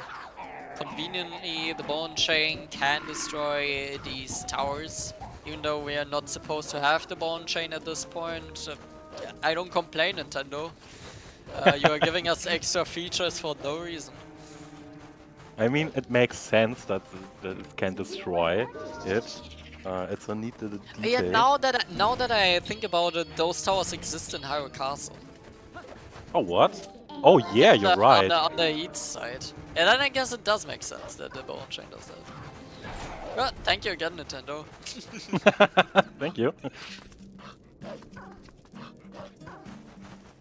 Oh, nice jump there. All these little tiny optimizations, I love it. So Basil getting those 100 rubies. Yeah, you just don't want to push the bubble out of bounds when it spawns, so that's the only bad thing that can happen there for collecting the rubies, but otherwise, consistent oranges. Yeah, if you fail it with the 100 rupees, if it gets out of bounds, you can get the chest before entering Arbiter Ground for 50 rupees. And yes, it is something. Yeah, definitely. So yeah, we did map glitch. We don't want to die here on King Goblin. Oh yeah, if you die, it put us in a soft lock. And the last time we saved was quite some time away, so... Yeah. Fortunately, it was just Snow Peak, but yeah. Yeah, fortunately, it's a little bit hard to die at King Bulbin. Of course, it is if you one play hit. It safe, that is, Yeah, if you it is one hit, but if you do the jump attack into auto spin correctly, it should be a spin attack.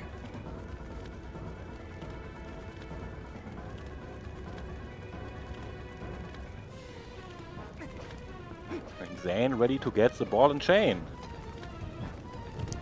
A quick freezer clip here, very nice. It's a trick that the runners can sometimes struggle with. Because if the freezer turns fully, you cannot clip it. Like to be in janked spaces. So the wolf likes to be like kinda perpendicular to fit in between a space, so in the air. So you can instantly move afterwards.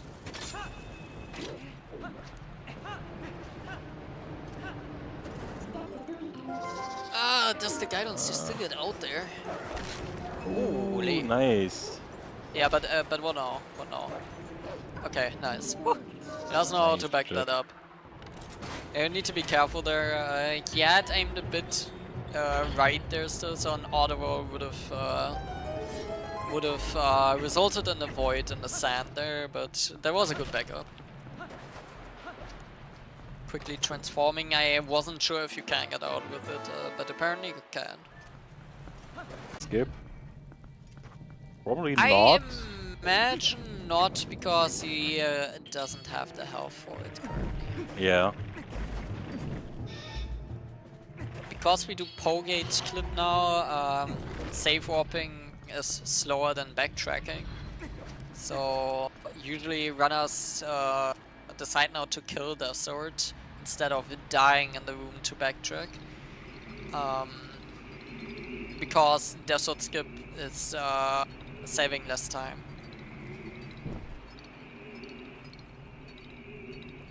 Than previously. Not less time overall, but it's just way riskier for the time it saves.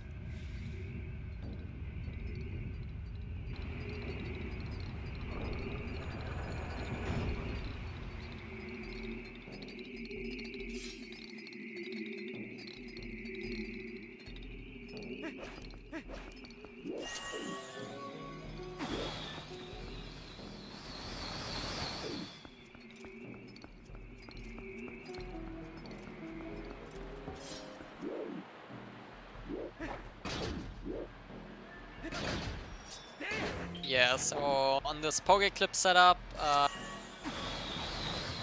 we are just using a pod to clip inside the gate and then with a quick ruby slide getting through. Ein blauer Rubin. Let's go. Ein blauer Rubin. Yes, sometimes it can be a little bit annoying because if you don't target soon enough or a little bit too up in with the boomerang, while getting the pot with the boomerang, it sometimes gives you the wrong position because it knocks you back while getting the pot up. The pod is pushing you if you do the incorrect setup. There are a lot of fair cases, so this trick takes a lot of practice. Though it is still kinda closer to a beginner trick now because the time it saves is just immense. Yeah, I wouldn't say to getting all the pose. I wouldn't say that this trick is too hard. It's pretty straightforward, like most of the displacement clips. But yeah, if you want to do it fast, it could definitely use some practice. Oh, that was so sick. Slowing down, intentionally going to neutral to put back the sword.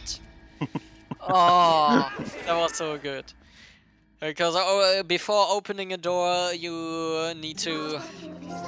You are faster opening the door if you don't need to put back the sword. Oh, that looks so good. Oh, these tiny optimizations, I love it.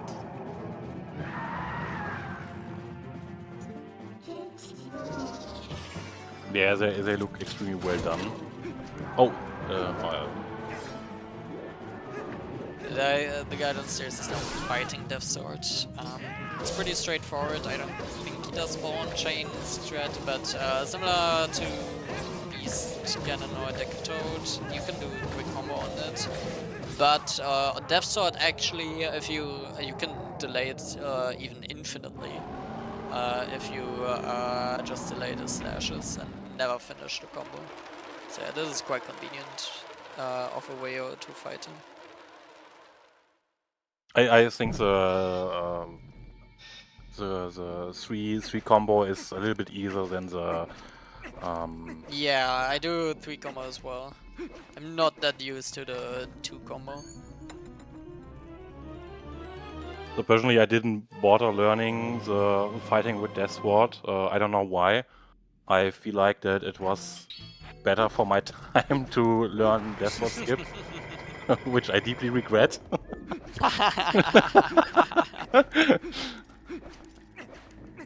There you go, a trick that doesn't save too much time in your run. Yeah. Can lose a lot. We love those tricks. So this game has a lot of kind of decisions what you want to practice to get really to get all these tiny optimizations that skyrocket. Xein actually not getting the immediate hit. Still not. Ooh, it hit your jump attack. And then do not spin, please. Not stun locking, killing Roland once. Unfortunate. And Sparkle and Baser are really, really close together. Yeah, absolutely amazing. Doing Poge clip pretty much simultaneously now. But I still think that xein can catch up. Yeah, absolutely. And I think ZeldaSpeedRuns can decide it. And similar to the guy downstairs in Sparkle. Though there the difference is quite a bit bigger, I would say. Yeah.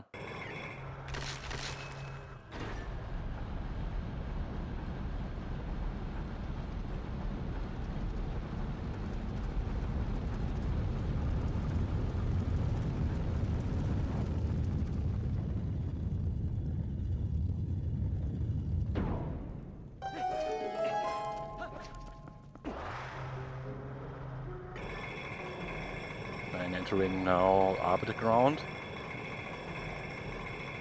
And the Yep, guy so everyone downstairs. is in this dungeon. Nice, nice. Base is still getting the blue rupee there. That is conveniently, they're guaranteed to then lastly get the 20 rupees at fire for the sky cannon.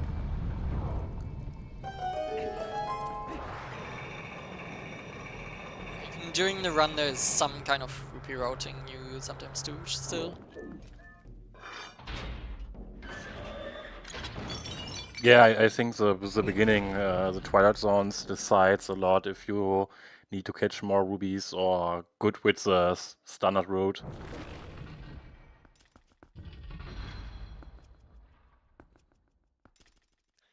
Alright, now this trick that the guy downstairs will do is Stellar Skip. So first up what we will do is wait for a bit. I assume he does this as well. He does it with a backflip, that's cool. And yeah, then we are just gonna go past it, past the spine. He was so close, but we are not damaging him. And now he will do a claw shot actor displacement. Usually if you do claw shot on these Stealth troops, you are going to them. But if you fall off a ledge while doing it, which we can do with an L-slide, it is coming to us, and with a precise setup it is going into the corner. We are quickly aligning ourselves to do a displacement clip with the new method. We are quickly then making work of this, doing a slash spinner into the gate first try, and then just with the claw shot. Oh no. Unfortunately moved. I wasn't sure what happened there. He could have done it, but he decided to move instead. Okay, he's now doing a backup.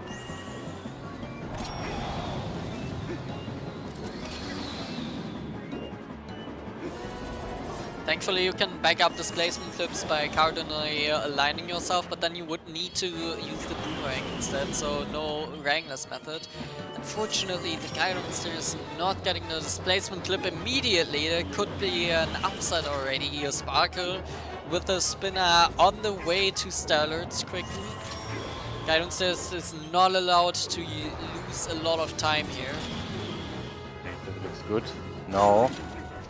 Great. That is good, and with the Stellar skip has been done.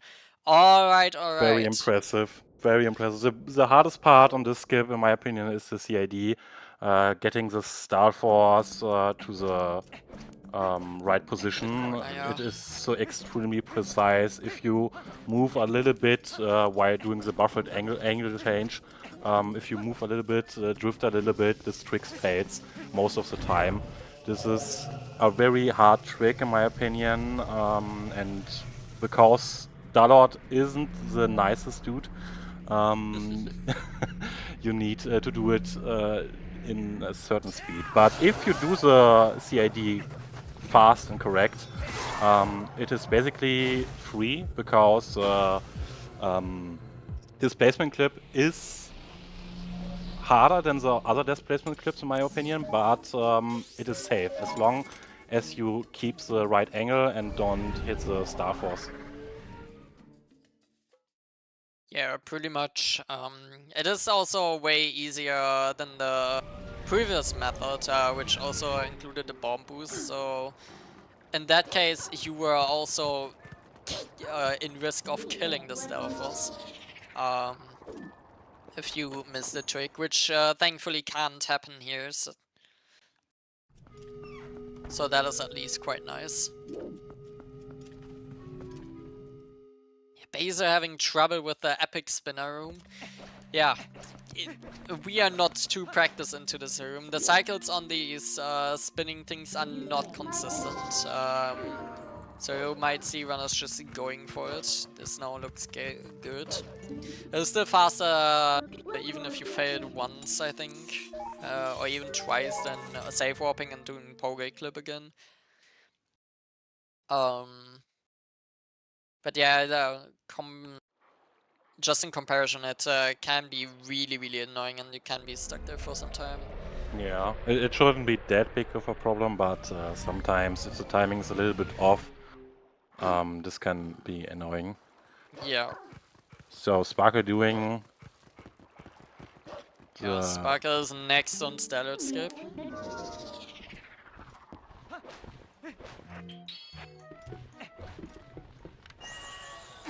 Yeah, downstairs, and meanwhile getting the red ruby and entering City in the Sky. It's quite a long cutscene. So Sparkle actually not waiting. Oh, Okay, he's feeling questioning confident. the RNG. Okay, we are questioning luck here if we get the right anglers. I mean, It you can seems do it. Yeah, you can do it, but it is way more difficult. So Yeah, Sparkle seems to be very confident at this trick.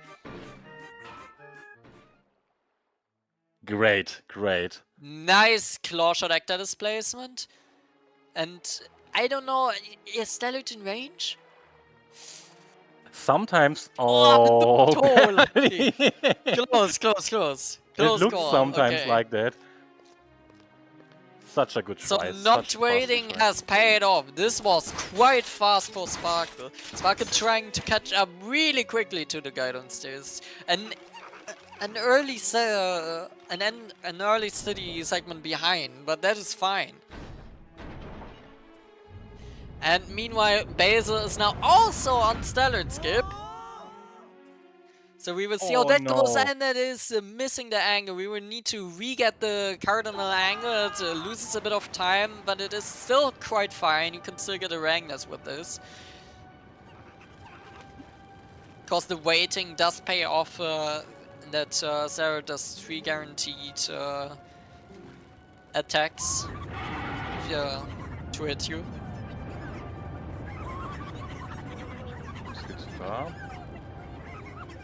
That does look good. And nice. That is also our first try claw shot actor displacement. Really well done here. Amazing. Very impressive. And already equipping the boomerang, yeah, doesn't seem like that the rangless is possible with item wheel buffering in this case, getting a good angle. With the boomerang coming back, leading out of C up, that is unfortunate. That was an immediate bonk, and yeah, needing some time to align back with the cardinal angle. Yeah, the boomerang can troll you by doing this. This is really nice setup though, and nice. with this, we're in the gate. Great. And really well done. And next up, Xein is on Stellar. I really like this. We can... Everyone gets the attention they deserved on this trick. Yeah. Oh my god. We can later continue with the guy downstairs. Who cares who's that? Yeah, I mean, the guy downstairs is now just getting the small key, only having done fan skip, which was noteworthy. A trick you cannot really fail, but would be devastating if you fail. This also does look indeed like a fast try claw shot actor displacement for Xein. Very fast. Also doing an angle buffer setup to get back on the line. Not needing to use the boomerang unlike a Basil, and this is... No! Ringless! Unfortunately, the nerves catching up and misaimed. It is hard to aim this precisely, especially after in pressure when the hands are shaking. This is an unfortunate time loss. Now the the gap has widened significantly. Really sad. It is really difficult to get back into the cardinal angle here. Yeah, you need to take your time.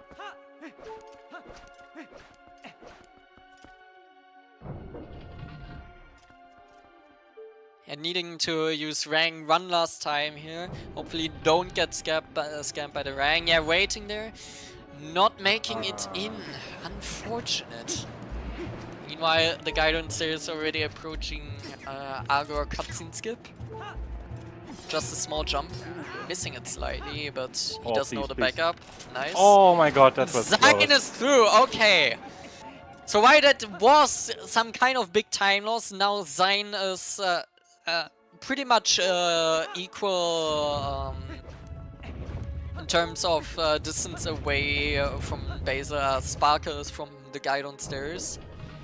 The race is definitely not over. There are still things that can happen, but the problem is that this was definitely the one with the most significant time difference. So now most things are movement, the small optimizations. This is all that is coming down to now. There's still a few things that can mess up a lot, like in Palace of Twilight, but we will see here for now. Yeah, basically the run isn't over after Arbiter Ground, but it isn't... I mean, it's a lot easier to fail stuff in Arbiter Ground and before Arbiter Ground. City in the Sky is a part where it gets a little bit difficult at some point, but basically after Arbiter Ground it's a little bit better. But like you said, movement decides, and movement can decide if you save a lot of time. And yeah, the run isn't over. The run isn't over. It is at least great that the runners are still close together, like more 2 to 3 minutes apart instead of like big gaps. Yeah. So there's still a big upset that can happen. I think it's pretty impressive how every runner did start out skip so Interesting good. way to do this. Yeah, remember, absolutely. yeah. I On a saw quarter now. I saw it on practicing him. I was like, what the hell? Yeah, this is a different method. I'm not sure if it is faster, but it is a little different. Yeah, if you're on crit health, you are making this displacement clip in the middle of the door. The guy downstairs decides, okay, it's enough. Just turning off the fan. That is fine. A little bit of time loss there.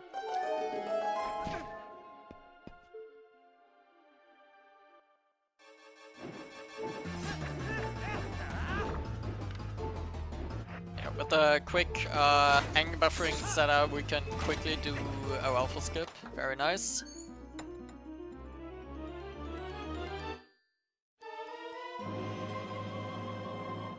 And there are the double claw shots. Very precisely.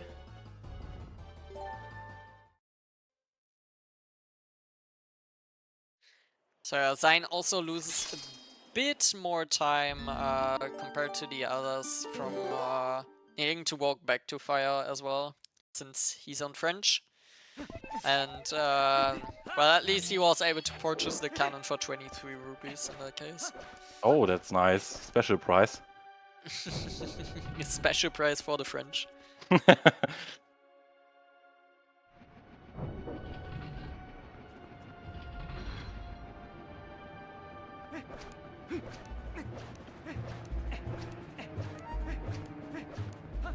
Yes, special discount.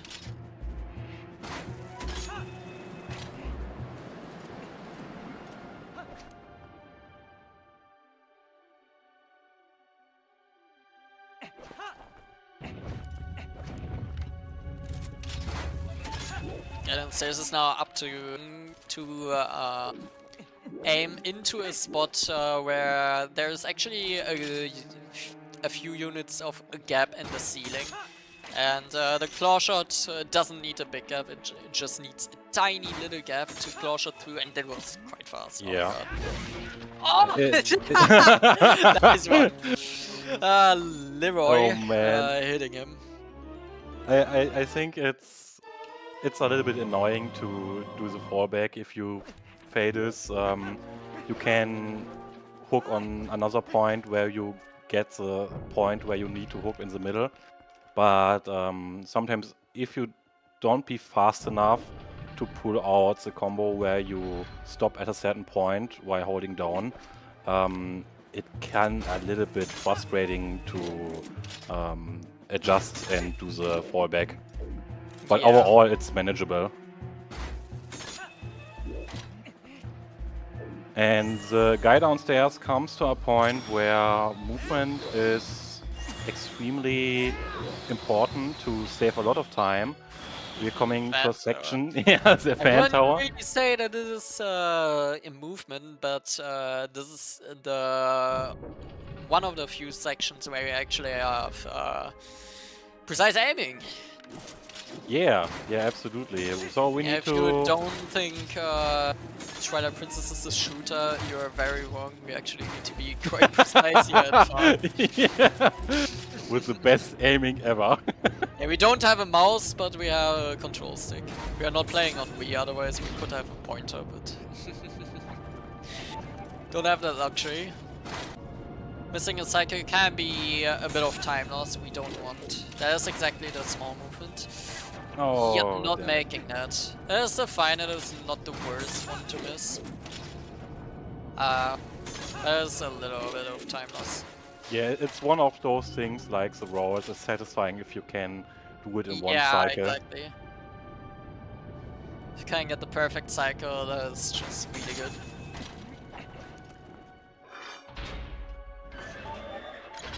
Barker getting the double claw shot.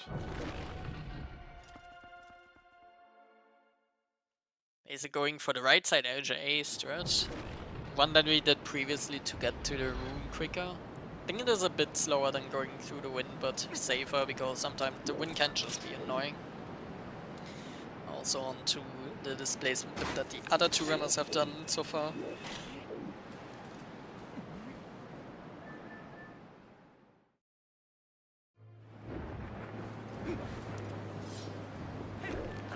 Not making it, unfortunately, but at least you can retry this pretty quickly. Yeah, the displacement clips you can retry it very fast. It's really nice. It seems So, there seems to be a bit of struggle, so Xein is slowly catching up here. If Xein can also then, of course, make it first try. Yeah, but those are the movement parts where sometimes you can catch up a little bit. And why doing that? The guy downstairs doing our favorite cutscene boss, or at least my favorite cutscene boss. It is quite the auto-scroller, Argorok. Here.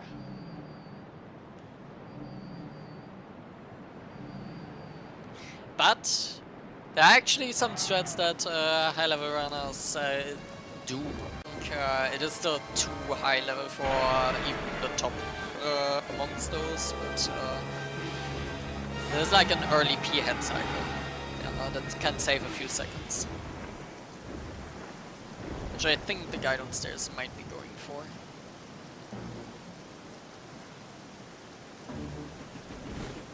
Yeah, this cutscene is quite long in between the bosses. Yeah, just announcing the second phase is apparently so important to the game that it needs to be such a long cutscene. I mean, it's important to know, but It is we one. at least It skip is it? one of the longest cutscenes in we have in the any percent run. It is so stupid. Like saying that it at first try, the displacement clip. Also doing the same strat as the guy downstairs to get down here. Really nice. So there, he did catch a bit up.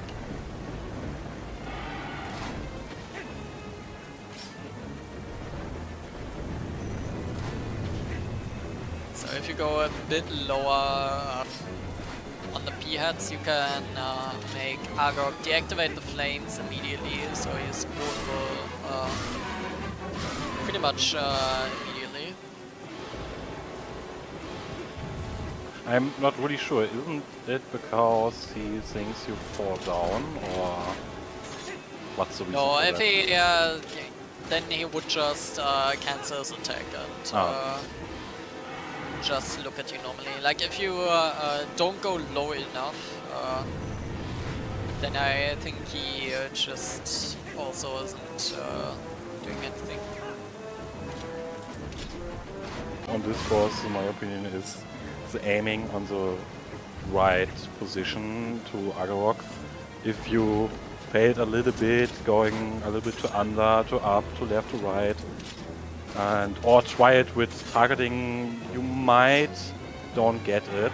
And especially in the third phase, I feel like it's a little bit buggy, which sometimes is frustrating to fail, because if you fail this sometimes, it's very unforgiving, because this boss takes a lot of time to recover. But the guy downstairs get a first try. Good job. Really well done. Yeah, I don't think I've never looked into the code, or I also don't think anyone else has looked into the code for the reason of this actually happening, but it is quite strange, especially in the third phase. But yeah, you can get used to it with enough practice, so Yeah, absolutely. not too difficult. Xein taking his time here for the Kai clip to be precise enough so that he can get this first try. Nice, you got it. Really well. Yeah, he and Basil are not too far apart, which is quite nice to see. Buck, on the other hand, starting second phase in a bit, where the guy downstairs finished. He'll go to Palace soon. Yeah, the flame cancels. Oh, so it's he thinks that you got knocked off. Oh, really? Well, honestly, I've never looked at how Agok looks when you fell off. So to be honest, I don't know.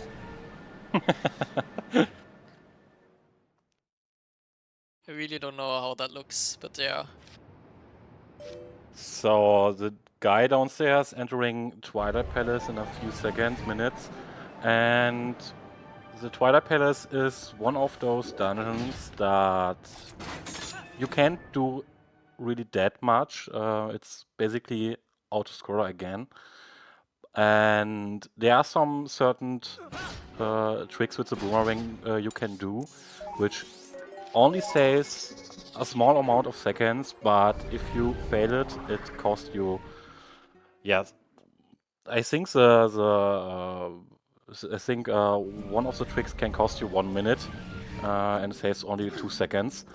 And yeah, the Twilight Princess is pretty straightforward, but like one of those dungeons where the movement matters a lot if you want to save really good amount of seconds and minutes. Yeah.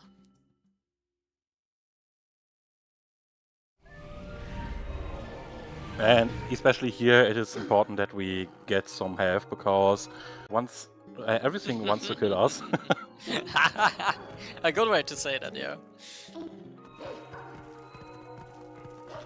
Yeah, a good acronym to use here is Palace of Practice. Great, that's great. Because this is just a dungeon you have to practice. Even as a new runner, even though there are not usually that many tricks here, there is just so much potential to fail basic movement, which can use a lot of time. Especially in some rooms, like the one we call Stupid Room. We'll get to that in a bit.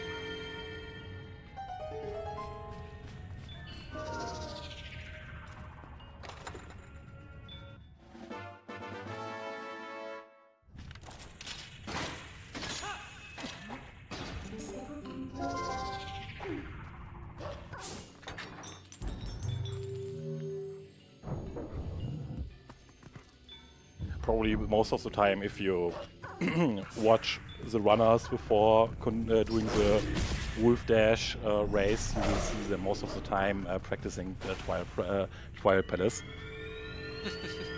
Usually now actually are the scouts, I feel like. Oh yeah, the starter skip I saw today. Those twos.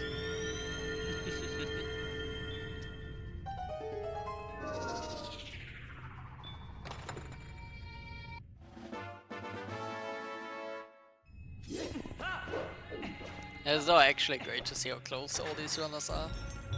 Yeah. Like it's not the closest ever, but it's still definitely a race, so yeah, some slight mistakes, they can add up, and they will happen. I can guarantee that. Yeah, Slight at this mistakes are point, always bound to happen. I mean, point you can really see how good your movement is by watching, yeah, at what time you're entering the Trial Palace, and it's so rewarding to see the time if you know, okay, my movement is decent enough. It is a checker. It is the check where you see, okay, this is good enough, or I need to practice certain points at this run.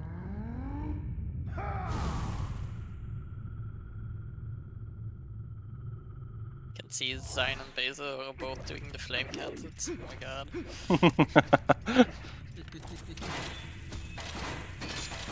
On separate Argorg cycles, one cycle apart from each other. Yeah, it looks a little bit weird. Ah, nice. Nice.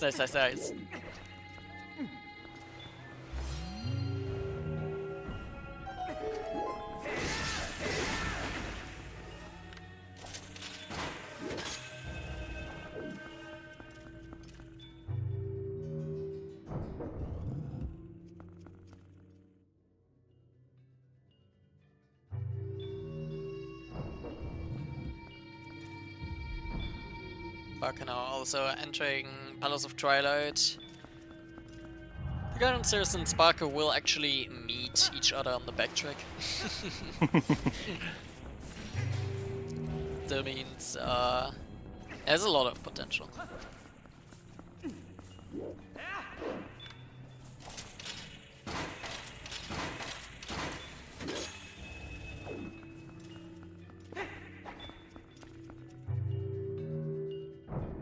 Oh no, Xein.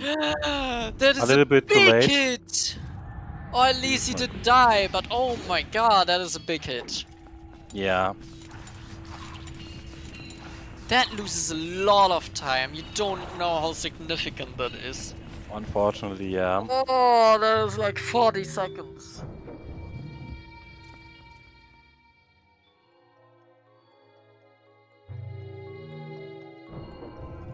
Yeah, if he died, that would have been 5 minutes. I'm so grateful he didn't die. Oh my god. I don't want the race to end like that. Yeah, yeah. I just do not. Argorok death is the worst thing you can have. Absolutely. This is one. Even worse than Morphia. There's nothing worse than dying to Argorok. It's a point where it's getting extremely frustrating because it takes so much time to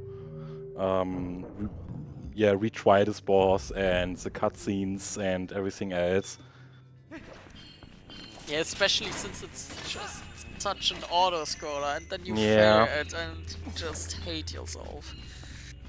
Oh.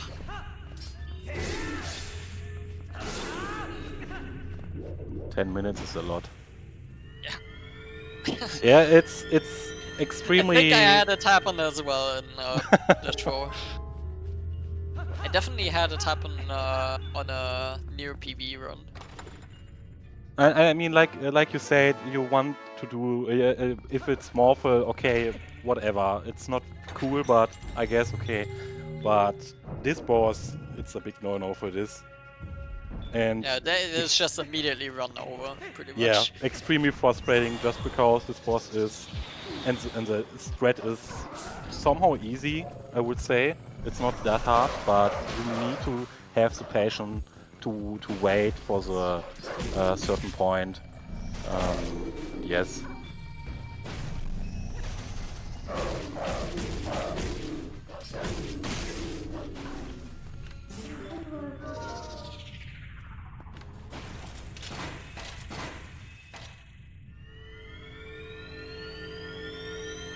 An entire backtrack wing hard on the left side.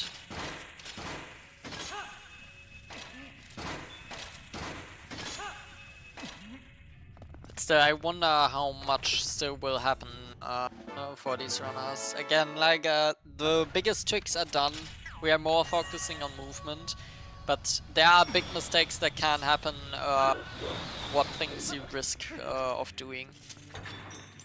Like especially in Palace, there are a few LJAs people might do or might not do. Depending on do they really want to risk this now.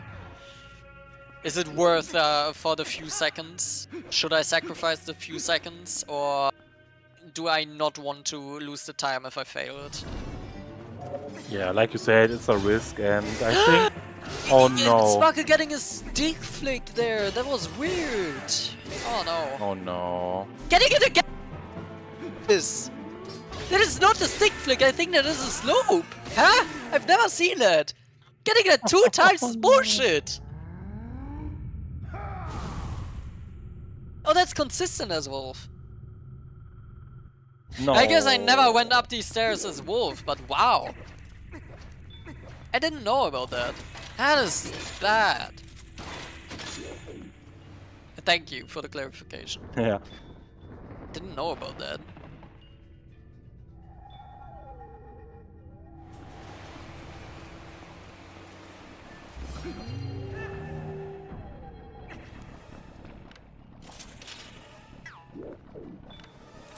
Now I really wonder why that happens. That is so weird.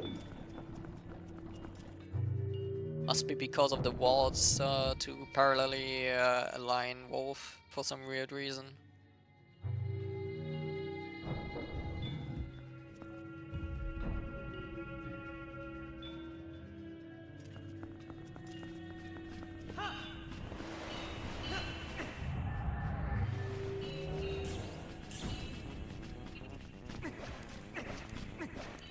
Oh, wait, that makes sense. Yeah, because Wolf loves to climb up stairs in a weird way, and then, yeah, if it sees the next wall, then it aligns parallel. Yeah, I see the logic. I think I will look into that myself as well, just because it is interesting. Knowledge. And Oh, the guy downstairs no. is missing getting back. Oh no. Not screwing with that. You're just kinda in the way. Go away there. Oh no.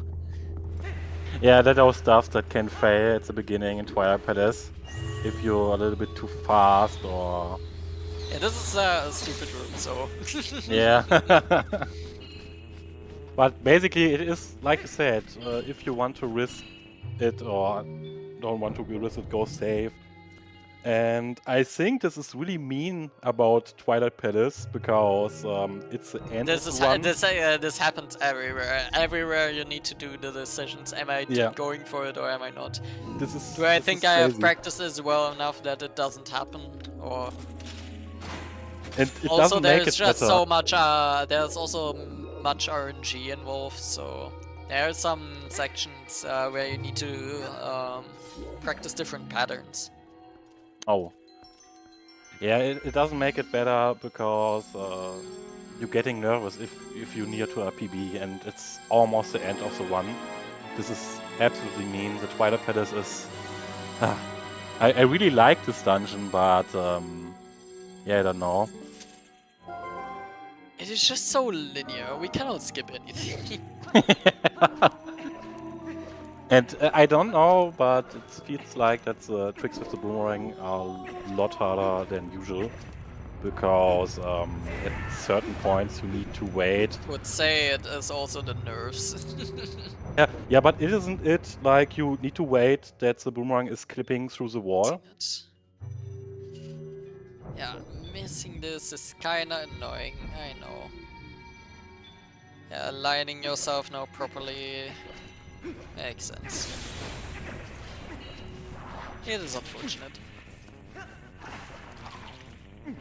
I think that was a miss, or was that an intentional miss that it happened? Yeah. That is cool because then you get both the cutscenes at the same time. I love that. The Yeah, range so of satisfying.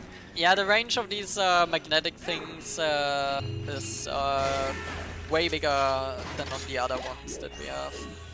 So you can throw it kind of far off, but still be careful not to throw it too far off, or you're gonna have some big trouble with the scribbles.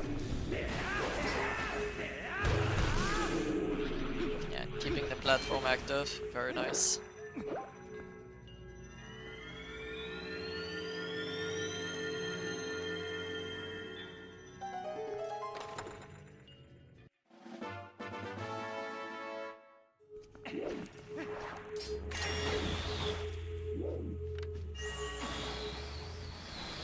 This edge A here would be one of those that I wouldn't risk in a race. Looks like the guy downstairs isn't risking it, yeah. That is very much fair enough. Doesn't save much time, can lose significant amount.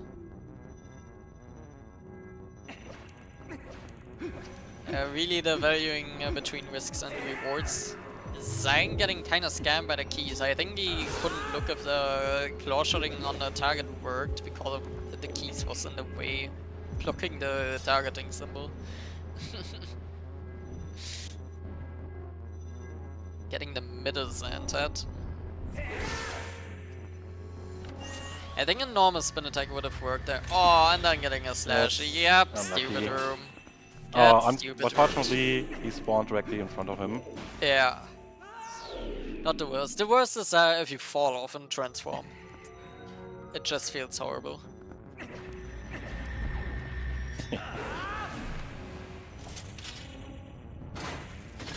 The guy downstairs gets the boss key while the other Xein sets are already active. Very well.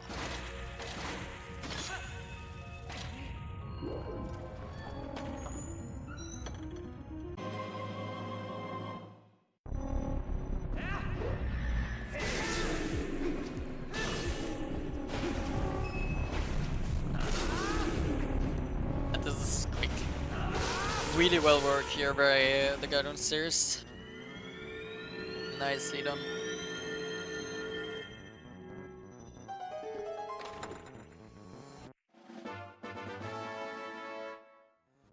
Yeah, with all these quiet mistakes that are building up, there's not so far a lead change anywhere. And the time difference seems to be quite similar, if not widening even a slight bit.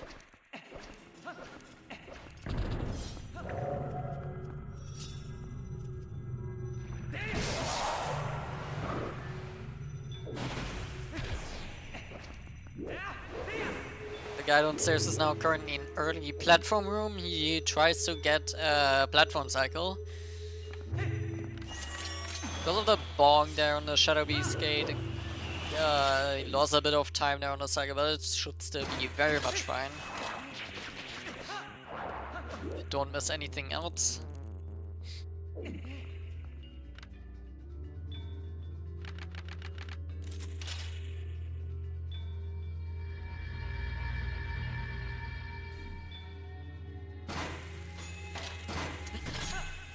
Missed the claw shot. No.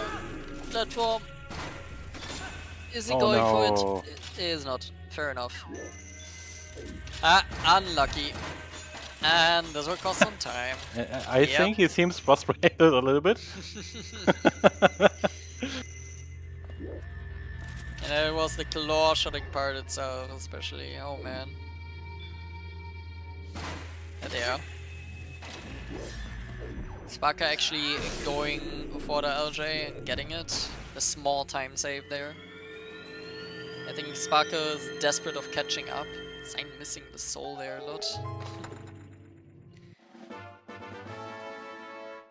Xein, you cannot be very far away from the soul there. You always trigger the cutscene with the claw shot. I think at least that being closer to the soul there and then walking is better than claw shotting 2 times.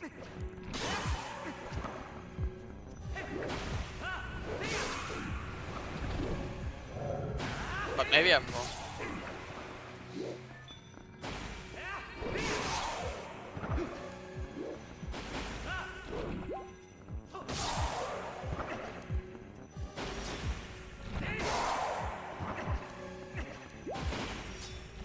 Half a heart? Okay, 1.5 hearts. Yeah, it is. It's one of those things that you lose scares a me. lot of health here, so that's very respectful of the new runners. Respect their own health and try to grab some more hearts, sacrificing some small time for it.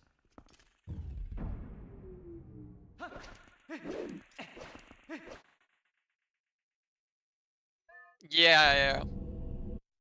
It makes sense. Like you need the health also later for boss key when you fall down. I'm not sure if Xein will go for more health. Probably it will. So It's like pretty much one guaranteed heart you can get there. Alright. The guidance stairs is now on to Xanto. yeah, there's some optimization you can do while doing this fight. Basically, you want to hit him always with your combo finisher to do the fight quick and easy. But sometimes this isn't quite easy, like in the second sequence where you need to do a slash, a bridge to one-cycle him. It's a fight where you can wait before finishing the combo here. Yeah, And it's the a guy downstairs gets it. Nice! It's a hard part.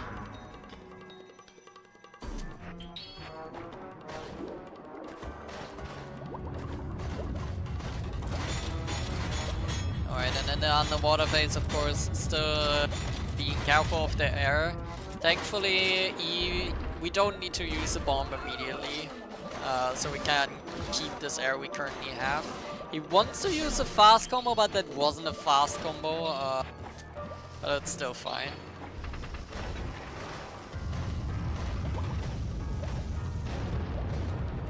Sparkle gets the Xantet and is now done with the early platform as well. I'm not sure if that misses. No, it doesn't. The magnetic is really good there on Xein. That is so man. That's really good.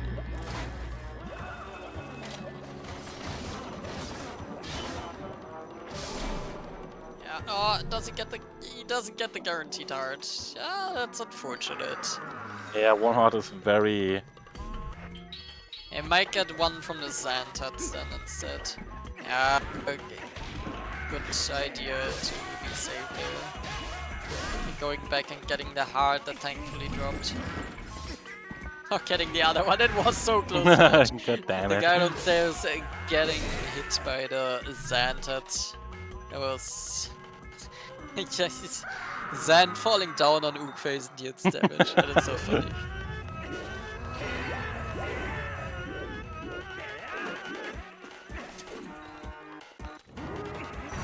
Basil didn't seem to have trouble with the outside room, unless I missed something.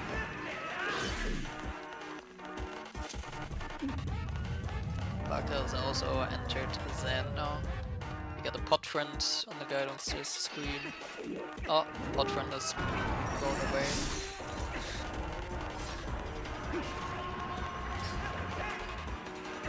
Oh no. Yeah, this can be a bit annoying, but if you lure him to a wall, then you can pretty much predict where he goes. So it's kind of smart there.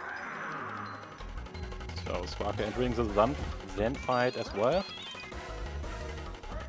Santo. Sand. Santo.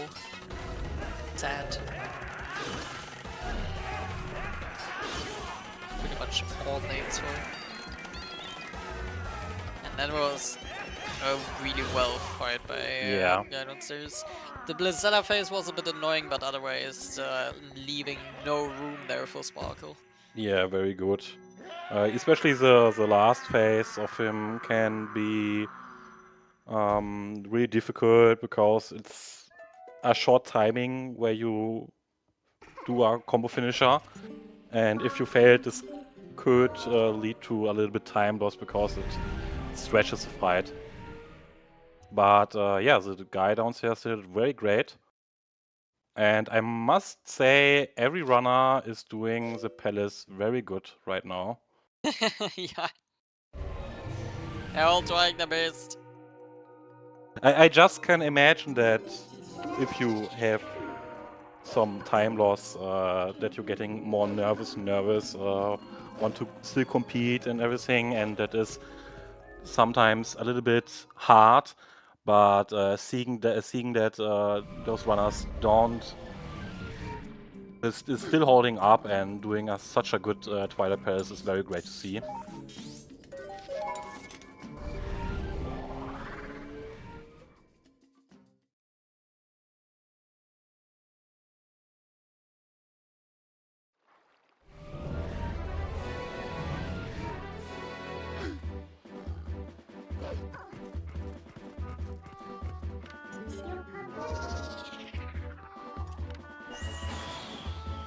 Last Merriman skip. No Don't want to mates see the for postman at all. no mates for him. Xein needing to be a bit careful here with the health. Fair enough.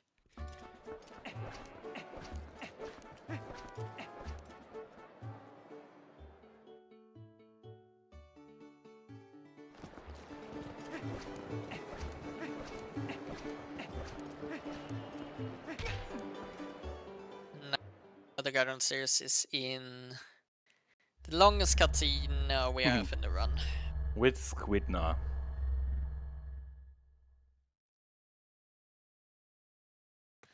Yeah, we are approaching the final minutes of this playthrough.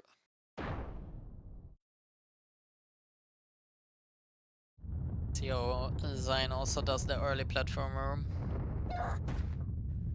While Sparkle seems to be quite fine on the Zan fight. Didn't look at Tengoru cycle, but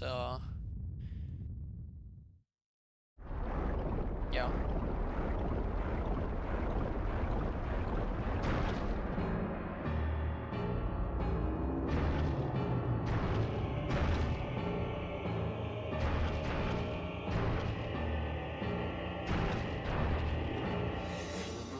Great fight from Sparkle. Nice. Xein looks like he gets early platform. Nice. Okay, then Gorosei cycle on Basil. Nice. Also getting it. Wow. Very good. Such consistency. These runners are all finishing with a stab as well, which is kind of interesting to me. Does that matter? I don't know if it makes it like more consistent to work with.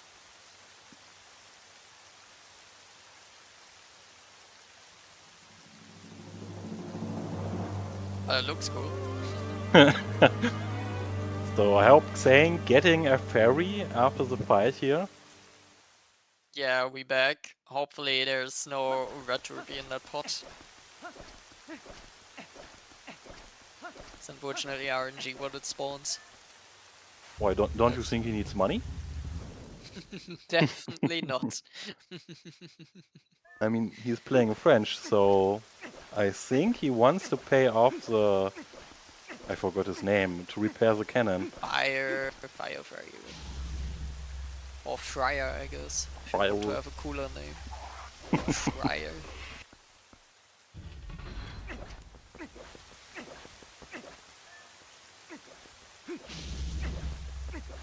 So, and as you can see, the guy downstairs just skipped the fight. There's a good amount of time where you can, as long as you skip the cutscene quick enough, where you can just leave the area where the barriers are, which saves a lot of time because the monsters, the enemies, are does have extremely much health.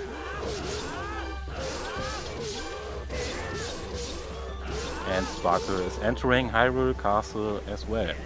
After the cutscene. The guy downstairs finishing King Boblin. He thinks by increasing his health he's more difficult than the previous version, but fine overall. Cannot one-cycle him easily anymore, but yeah, it's still pretty straightforward to stun knock him and then avoid his attack once for another jump attack or spin. Yeah, depending on your health, if I know, it's so getting it's crazy. Trilla is on a killing streak here. Basil doing the one cycle as well. Really The three nice. cycles, sorry.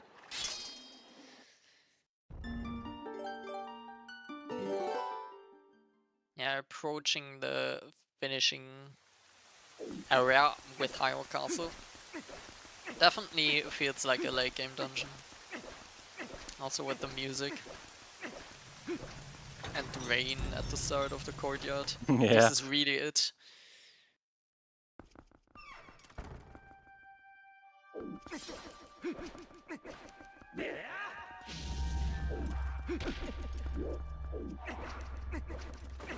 And basically Hyrule Castle is pretty straightforward. There is nothing much to do unless some one cycles and yeah, but basically Hyrule Castle is a little cool off after doing the stressful Twilight Palace. Yeah. Pretty much an introduction to the last bosses. You're preparing yourself, you're doing a small gauntlet. It's fine overall.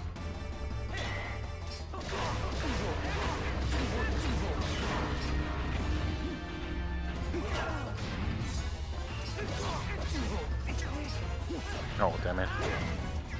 Not getting the ball chain cycle there. Ball chain strat is a little harder. You need to position yourself well, but it's... At least the dark nuts are not that hard in this game if you know what you're doing. So you can quickly take care of them.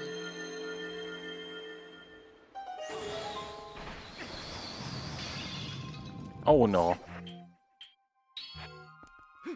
And you need to put down the stair again, that's unfortunate. Damn.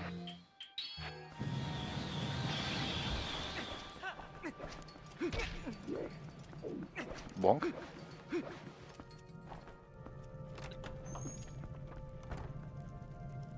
Xein finishing. Then with the last cycle there. Great. Clean fight from Xein, really good. The guy downstairs missing the lantern puzzle cycle. He's going for the fast cycle, but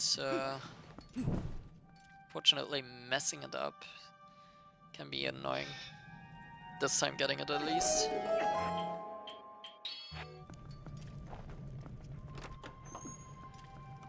With the last bomb PS, he does in fact use it on the last Nelfos bunch.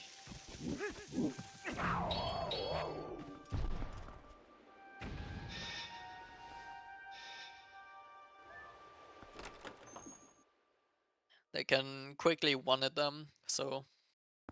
I think the Nelfos are actually pretty good enemies in this game, but the fact that they can't just be one-hit by bombs is kinda anticlimactic. Yeah, absolutely.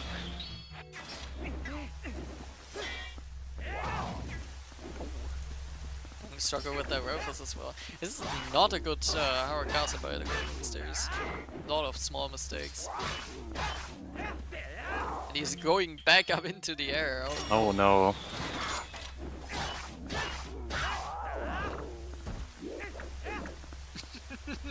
Extra slashes to its corpse. Really annoyed about this. Oh no. It's great. I just laugh again. Okay, how you can tell about his feelings.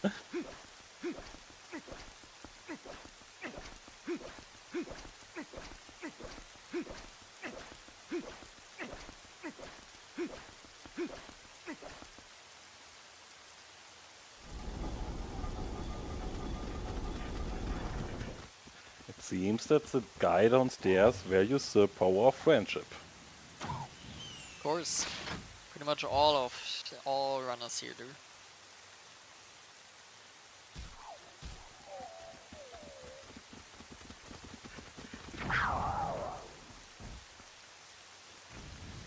And the time difference, there's not too much that can still happen to catch up, so... Yes, while Zelda might happen and might give a really bad cycle, it's, even that will be like insignificant to win, most likely. Must be like a big throw up on horseback or beast cannon. The sparkles staying consistent. It's just too much of a time difference currently. Yeah. So, yeah, unfortunately really relying on mistakes by the guy downstairs. And while he does make a sound, they're just too insignificant so far.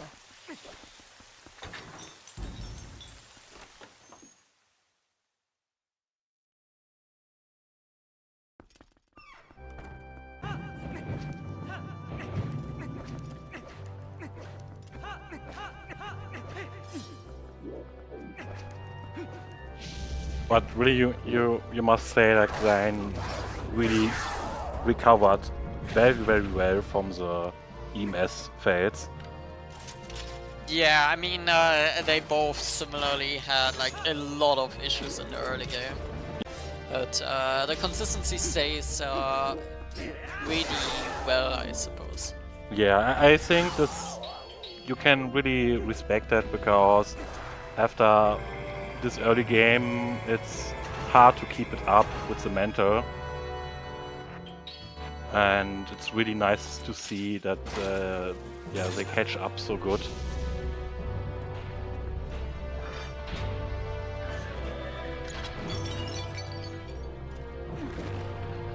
Well, Xein actually doing the barrier 1 skip. It saves a little bit of time. So he's still trying his best to come back. Very well done. This doesn't save too much time, but now he also has the iron boots equipped, so he can make the one framer for King Boblin Midna tech skip way more consistent. Okay, and we are counting for the guy downstairs. What terrible or amazing Zelda will we have? We get a swoop. This is a guaranteed 8 cycle. Dang it! God damn it. God damn it. Ball. It is a juke.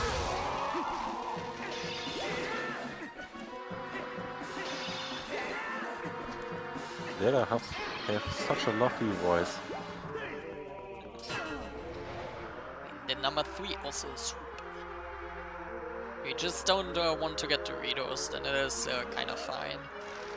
Doritos? It's the first time I heard about it. Yeah, triangles is too basic. Doritos makes more sense. Doritos is great. So 4 cycles so far, still pretty good. We are only getting swoops. It's So good, number yeah. 5. Zelda's cooking. Yeah, Zelda is behind the walls. It's just a normal business. The number 6 was it? Yeah. And then 7. All swoops so far, wow. Zane missing the one favor, so not the time save he would have wanted there. And the number 8. Hey, that was a really fast 8 cycle. Nice. Good job.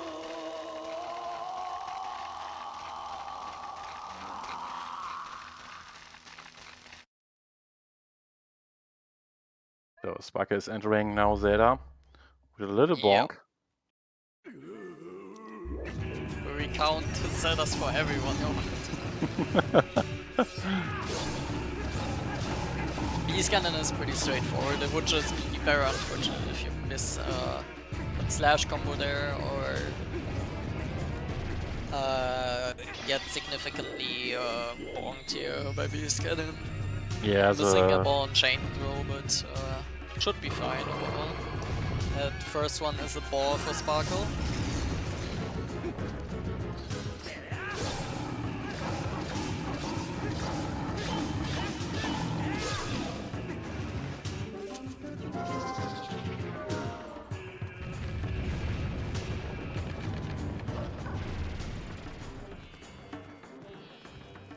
Continue to look. It looks like we are on the 3 also ball. like xein Far doing a good really one good, cycle. so far a really good Zelda for Sparkle. And the guy downstairs done with Beast Cannon, doing an upset. It's very hard here. Only getting swoops. We have not seen a single Dorito today. What is going on? That makes me sad. Okay, there we go. Not that I wanted a Dorito, but damn. And the next one would be the 7, I believe. Yes, it is a 7 cycle for Sparkle. Similar speed, I think, to the 8 cycle over the guidance stairs.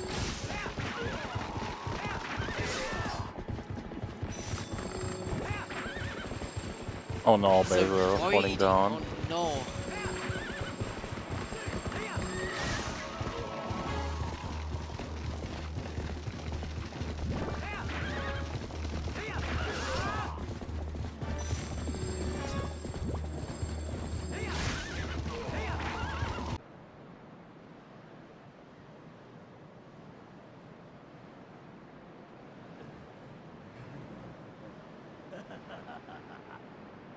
And now I'm curious if Xein goes for friendness just for show. Or maybe even to catch up. But it doesn't look like it according to the crypts. Oh! Oh! Never Good mind. leads. Wait. He's doing didn't it! equip bombs. Yeah! He didn't equip bombs, but okay. Okay, he's going for friendness. That looks like good alignment. Just needs to get the bomb boost. Yep, that's correct. He's got the bomb frame. That's too late. No. Needing to redo. We can retry that, so it's fine. The guy downstairs trying to read that thing below.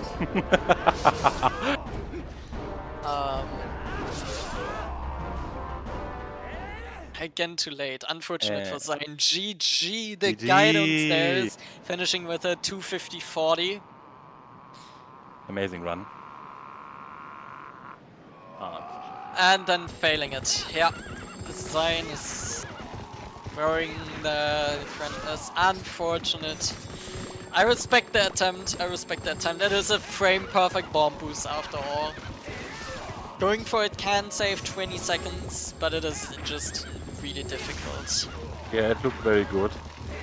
And with that, we welcome the guy downstairs. Hello. Hello. GG's. That endgame was atrocious. We can tell because of the swings. Yeah, the Hurricane yeah. especially. I assume you're not too happy about this run. No, not really. I mean, it's fine for a race, but I wouldn't say anything to write home about. No, like, major, like, single mistakes, I guess. Didn't really fail any tricks, but just sloppy all around, but I think Yeah, in terms of tricks, the only thing I can remember is Stellar Skip. I don't know what happened there at the end for the I've walk. just I've just lost the feel for the displacement clip, so that's all it was. And Oh, I guess okay. I failed. Yeah, I failed EMS once just because I was in a bad position. I shouldn't have gone for it, but Yeah. he was a little bit not quite far enough along the wall, but that wasn't a big deal. It was only like 15 seconds or whatever. But besides that, Moorfield did some wacky shit. I Oh, don't know yeah? what the fish did, but yeah. She just Oh my like god. she started GG off to Sparkle.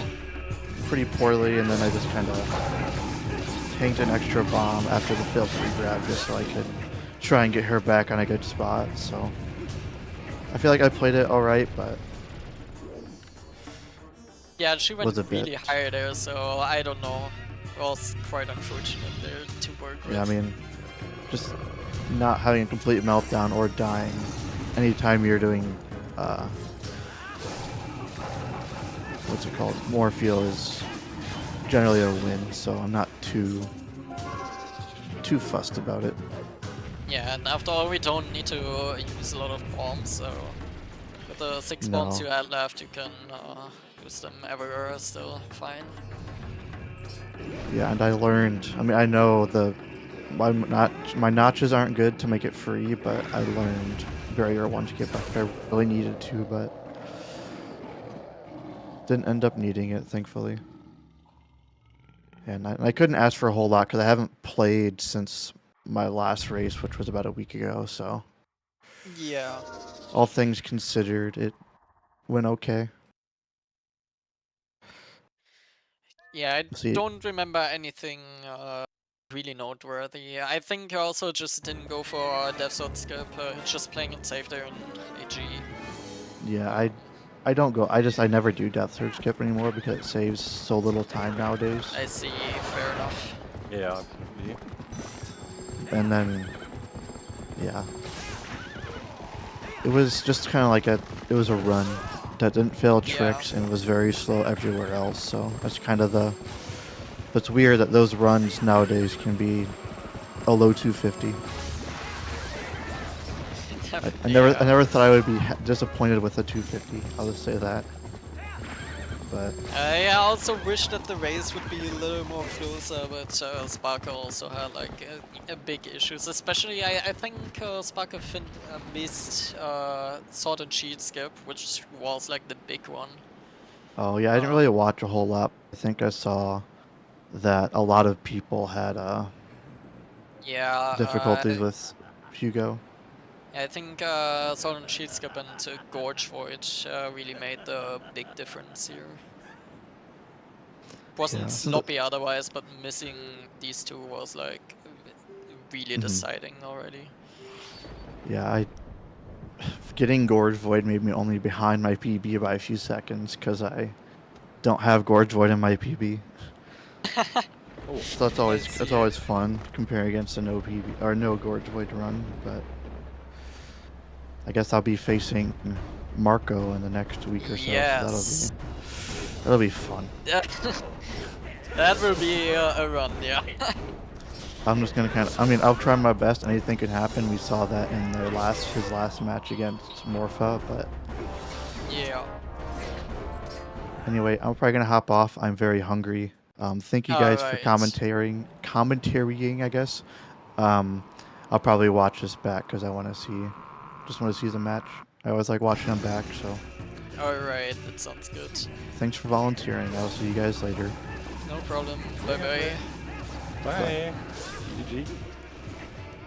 And with that, also GG to Basil. 255.50. And I think we forgot that GG to Sparkle. I don't know. I did say GG. GG Sparkle.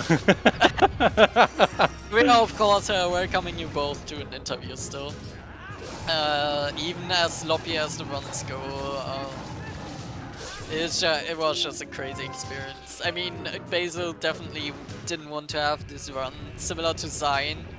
The early game was atrocious of both. Yeah, absolutely. But yeah. Yeah, unfortunately, Hugo and EMS did a lot of damage, but I don't want to concentrate on the bad things on the run because I'm extremely, I can't say it enough, but I'm extremely impressed about the catch up from both, especially from Yeah, the xein. mentality side is Yeah, really like a big thing already. still a good time, really. So impressive. GG to both. Wait up until xein, of course, finishes. I really want to hear his perspective though, because man, this early EMS was just such a meltdown. Yeah. Like, planned not. I think the problem is Yes, if you TGD versus Marco now. Yeah, I think the biggest problem if you fail multiple times tricks like these. I mean, EMS is still very hard. It is to keep up the motivation, the mental. Usually you would probably end this run, restart the run. You can do this obviously in the race. Yeah, but you will need to keep up, and they did it. Yeah.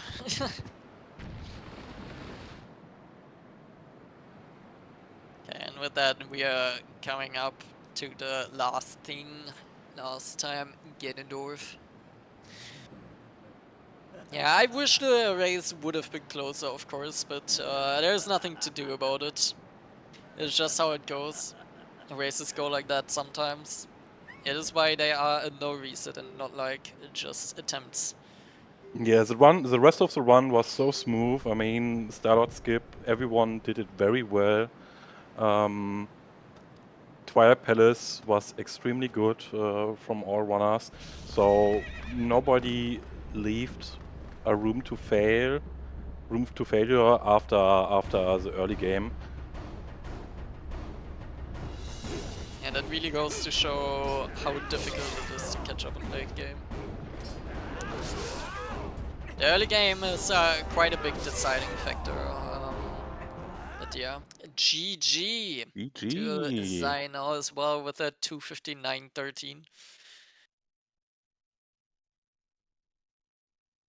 Yeah, again, you're welcome to join for an interview. Same for Basil and Sparkle. I don't know if Sparkle's still here, but yeah. Oh, goodness gracious. Hello. Hello. Oh, Hello. GG's. That GG's. Both of was you. one of the runs of all time for sure. Of all time. No, like, I mean, at the beginning, right? Fourth try Hugo, I was like, that's it, GG, this is over. And then, you know, xein, how many minutes to EMS? That was like 6 or 7. And you know what I was thinking? I saw the fourth try Hugo. I was like, hell yeah, baby. I got this shit. And then that happened, bro. Well, that's the fun part about races, is that anything can happen. Being fourth try, my run wasn't actually that bad. Yeah, honestly, like I do not remember really big things on your run that were. Yeah, nah, for real. Aside from that, I fell in Epic Spinner Room twice, and then I had a pretty slow Stallard skip. Those were like the two other major things that I was like, oh man, really? That was probably the biggest shit, yeah. But yeah, when I was watching. When I was doing Stallard skip, I lost my angle like at the beginning of the setup, and I was like, "Fuck shit!" So I had to kind of you rolled to the right on for some reason. Yeah, I mean, it was because I wasn't holding right before I tried to do the side hop, and then I was like, "Oh, Lamau." But I mean, overall, like other than those two things, it wasn't that bad of a run. I mostly I was 4 minutes and 2 seconds behind at Hugo, and at the end I was 4 minutes and 56 seconds behind my PB, so like, you know. That is just, it is fine. I guess. So, with the exception of Hugo, you got pretty much everything you wanted. Also, Gorge Void. I think Xein didn't get it. No, I if did not get it. remember. Yeah. That was another thing that I was like, oh, thank goodness I got a Gorge Void. Oh my Yeah. goodness. I think besides that, Xein unfortunately, I think lost focus in Palace. Yeah, There, and there were focus, it just was a just lot over. of screw-ups there. And I respect the attempt at friendless then at the end, but... Yeah. Yeah, I was rooting for you to get that. I was like, come on, this would be so hype. To make this race closer, come on. Kept getting trolled on the bomb frame. But I Yeah. played good though, I'm not gonna lie, like I kept like looking over and seeing Basil play clean as fuck, and I was like, damn. They're not even giving me like an inch. Not even giving me an Palace, inch. yeah, besides Palace, I just need to say, you both were like the same time apart the whole time. Yeah. So Yeah. the skill gap was just really close together, I would say. It is really unfortunate just for the EMS and... I think the Gorge Void smallest gap parts. we had was like, I think 50 seconds into City of the Sky. No, out of Double Claws. That's like when I had my chance. and then- I lost some time in that segment because my brain went completely blank and I like Ferocity forgot Gatekeep. how. Yeah. I was like, Nah. wait, what's the setup? And then for some reason I wasn't getting the C up cancel and I was like crashing out a little bit slightly. No.